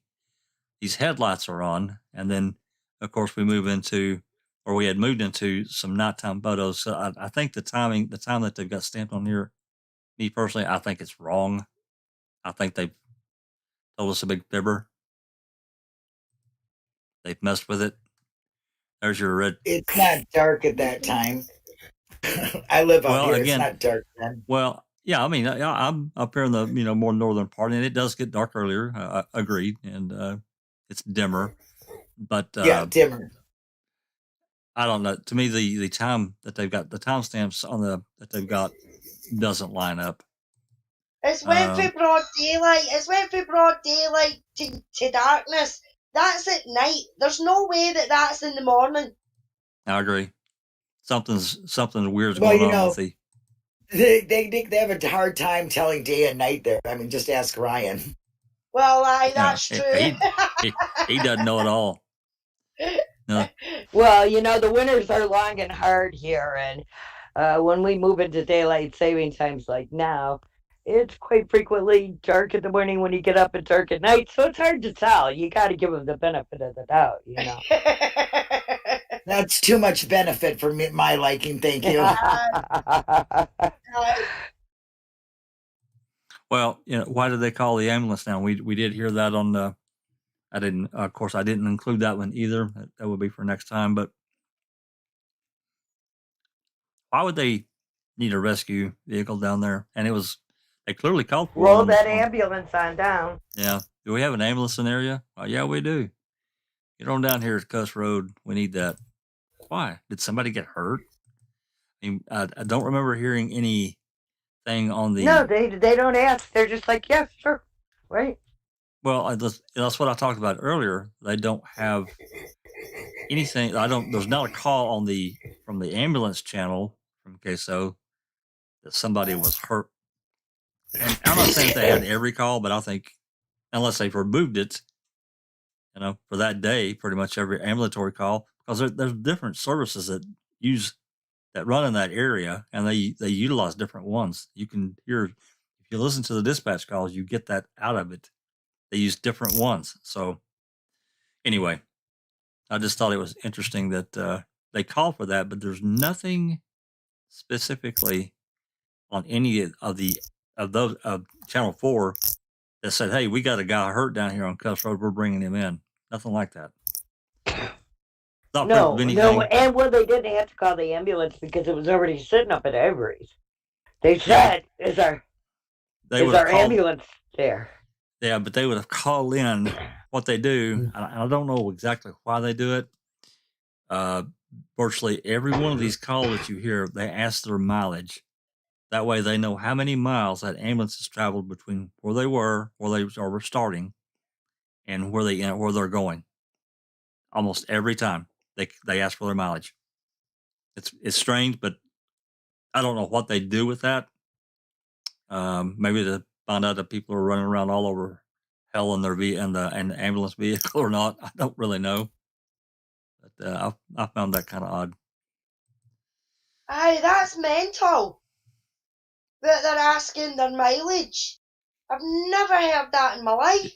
Yep, it's on the dispatch calls if you listen to these various days.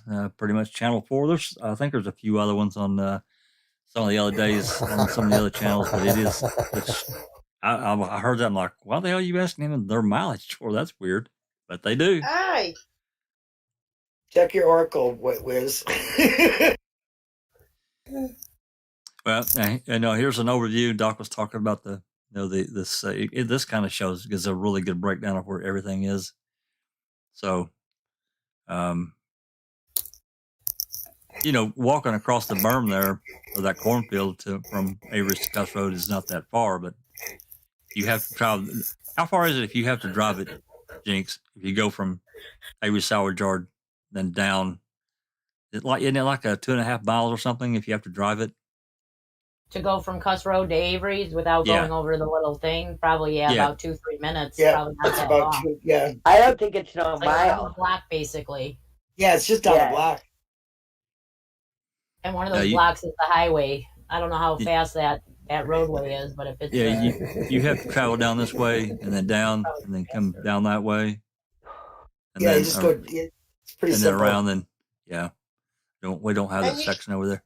You can clearly see as well the different ways that you can get in to the Avery salvage yards just for that picture. Oh yeah, especially that road and exactly. There's actually a picture of they're looking at the Bobcat that's behind Stephen Avery's house, and you can see that there's a truck that comes in, and it's a cop's truck. It says something like Manitowoc Police Department on the front of it, and you can see it. And they're coming from Kuss Road over. There's also a picture of the Bobcat coming down from Kuss Road over that area of that field into Avery's little area by his trailer. So you can tell that they use that little passageway, not just redundant, but even the cops were using it to drive back and forth between those two areas. So they could have been driving the bones in there at any time. Exactly. Or any of the evidence, an extra barrel, and switch out the barrel, whatever. They could have done anything, just going that back way. I'm sure all of the news people were out on that 147 over there in Avery Road. So if they're going to plant something, they might as well just take it back and forth between that little field. Aye, and even Rodan said that he could drive for his property and not necessarily go through up the conveyor belt road. He could drive for his property right up the side of the field and near enough right up to Stephen's trailer.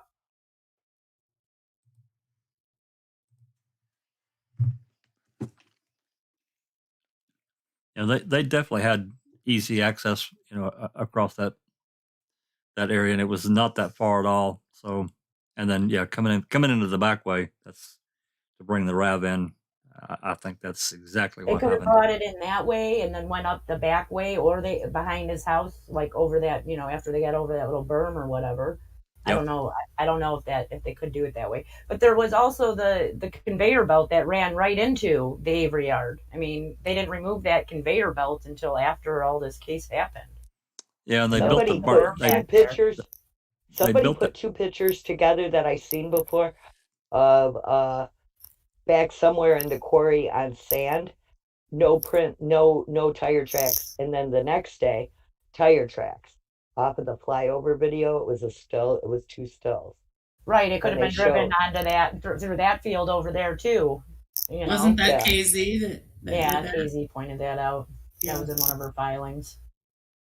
That area over there, like there's a house over on John Bow Road that has Officer Jost sometimes listed at. I don't know if he lived there or family lived there or what, but that's like right neighbor, right backed up to the Avery property basically. So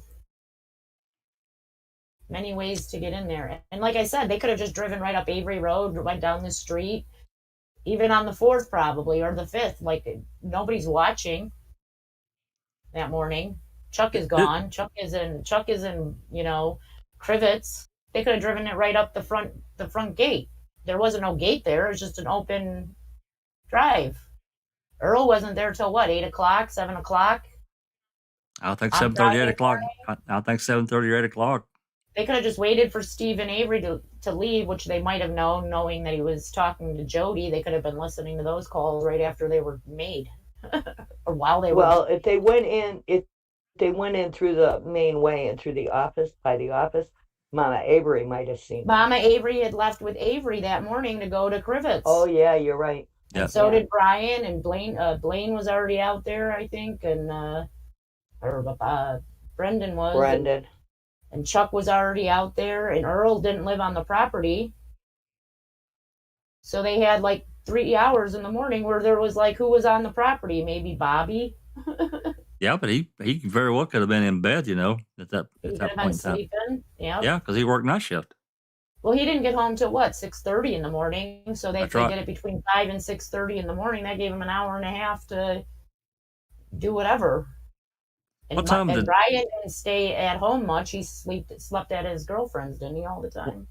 What time did the old man say he Brian witnessed was that? out in Crivets anyway. Witnessed that the white Jeep coming down the road. I That can't remember was what the time. neighbor. What was his name? Susan said it a minute ago. Siebert. Yeah, that's it. Does anybody remember what time he said? I can't recall. I mean, I thought he said it was the 4th.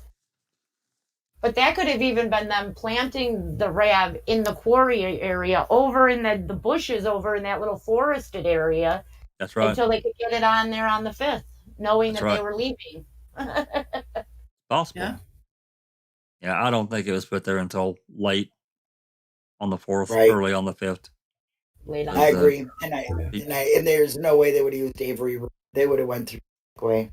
But the point is, they did drive up Avery Road, made a right on the end of that little road that leads to his trailer, went all the way up to his trailer, and ran his plates. And they didn't even know that they were there until they heard over the radio, they're in their homes. That in the office, hearing this over the radio, they're running his truck. That's how they knew they were there on the 4th. Right. So that they could just drive right up to Avery's house at any point. They could just, they could have really just taken that right in through the front. Well, there were too many people. There's not really neighbors like there. I mean, other than that one house that was on the end of the road. There were too many people that were on the property on the 4th and before that would have noticed that RAV sitting there. And we're not even counting the customers that would have seen it. And I'm just telling you, I've been to many junkyards. If I would have seen a RAV like that sitting amongst all these old junk cars, you know that. I would have said, right, Go? You would have said, hey, what's up with this RAV? Why is it all covered? Yeah, how much you want for that? $100? Yeah. Thanks. Yeah, you want $200 for that thing? I'll take it off your hands. It's only got a little damage Hell to the yeah. front end. You look at something shiny compared to something that's rusty all around you, you're going to go, wow. And especially with something covering it up, you're going to go, wonder what's under there. Yeah, it's it's relatively new. It's only got a little bit of damage on it, a few scratches. Good right tires. Up there on the stage, it's on that little burr that's a little higher. I believe that it was moved there. Didn't somebody say Dvorak? Didn't somebody say Dvorak? Dvorak lives over there by Avery Road somewhere. Dvorak as in Judy Dvorak? Yeah. Yeah. She lives like right where Kuss Road is, where it meets Q. If you go down just a little bit, there's that old whatever road that is that he used to live on, and that's where Dvorak's farm was on that. Oh. A little west. Oh. Yeah. So that incident that happened with Avery happened on like Y and Q, like right over there in that, or right over there. And I think that's Old Y. That's the name of that road. Yeah, the old Y road or whatever. Yeah. And because then they moved Y at some point. Yeah. Yeah. So that's where Dvorak lives. Yeah, and then that's where Avery used to live in the 80s. Was off that road. So, all right, we're a little past. We're about 2 hours and 15 minutes. I apologize to everyone for the technical difficulties that we had earlier, but I don't want to keep everybody too much longer because we're moving in close to. We're past Super Bowl time. Somebody fed and watered the gremlins last night. Yeah, I don't know why that changed in OBS like that, but whatever, it's working now. So I have to keep an eye on it to make sure. There was an update to OBS a couple of weeks ago, but I haven't had any issues, so I'm not really sure why. It happened when I updated my Windows So that's why I noticed it. I had a mine, but see, I streamed the live yesterday, and everything worked fine. So I don't know, that was just weird. But regardless, we got her fixed. So I do apologize for happening. I'll keep an eye on it to make sure it doesn't happen again. For next time, I'm going to wrap up this segment of Kuss Road. But for next time, next week or whenever we do it, I want to talk more about the dogs and their tracking. I'm going to get more audio that's a little more specific and a little more damning, in my opinion, of things that were said, and what we can only guesstimate that happened. We don't know for sure because of this lack of information. I don't take what they say at face value. I don't. I can't. If everything else was right and everything else had been done properly, I might. But we know that didn't happen. So, anyone With you on that one. well, it's just they did too many things that were wrong with Avery and Brendan, especially Brendan, and that tells me that if they were willing to do that, they're willing to do anything to get a conviction. Yeah. Not the truth, Yeah. a conviction. So I agree. hopefully, I'm going to try to talk to some people and see if they're interested in coming on and talking about these dogs and get that back in front of people. Some of our newer people have not been through it. They don't know the depths of where all these dogs ran around the quarry and all over hell in a handbasket. And, in a way, Doc said it earlier. They spent more time off Avery property than they did on it. That's really telling. That's a very good point.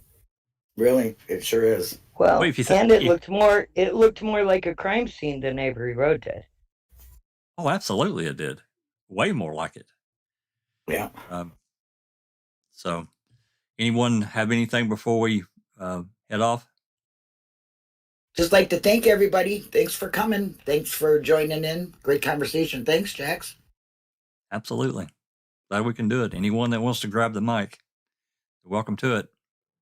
Anyone has any subject matter after we get done with the Kuss Road? I think we've got a few in the Discord channel box. Everybody's got suggestions for anything they want to talk about, and it doesn't have to be. Maybe we can get Zoe to take another poll. Well, we can. Yeah, we can easily put that up on YouTube. Put out some. And everybody, please hit the like button. Yeah, that would be nice. If you like what we've done, like, subscribe. We'll try to do more of what people want to talk about that they don't maybe not understand. Maybe we got some newer people out there that they want to ask questions, and this is the place to do it.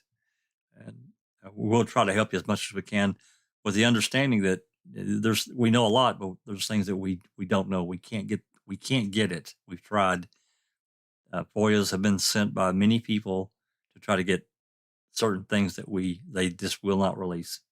So that doesn't mean we won't stop trying, but until something changes, audio Speaking recordings that we were like. FOIAs, why don't somebody try to get the pictures of the pallet from the DOJ from Ertl's report? I'm not going to say that hasn't been tried. I don't know. I'm not sure if someone has written specific. Anybody interested? I don't like to do the FOIAs because I don't want to talk to these people sometimes. You know what? I'm pretty sure that the photos that were taken by MTSO have been requested, and I think they got some kind of answer back. But what's in the photos or something? And But Ertl said he took pictures, so he should have his own set of pictures then. That would be that would be through the That would be through the DOJ. So they, I don't know if they would release them or not. I don't know why they wouldn't. Even pending litigation that may be coming, I don't know why they wouldn't do it. Hey, Yoris, can you ask the Calumet County for their copy of the pictures taken by Ertl on November 7th? Hey, that would be cool. That's a cool for you and easy to do. Bethany says they're calling. Bethany says they're calling the toss. Kansas won it. Yeah, who cares? Yeah, I know I don't do sports, but Blah. That's why we're here, Doctor. Well, I'm neutral. I'm neutral in the Super Bowl. I don't watch that much pro ball. I'm much more of a hockey fan. But hope whoever's out there, their team wins. Good luck to you. Okay, I'm going to wrap it up.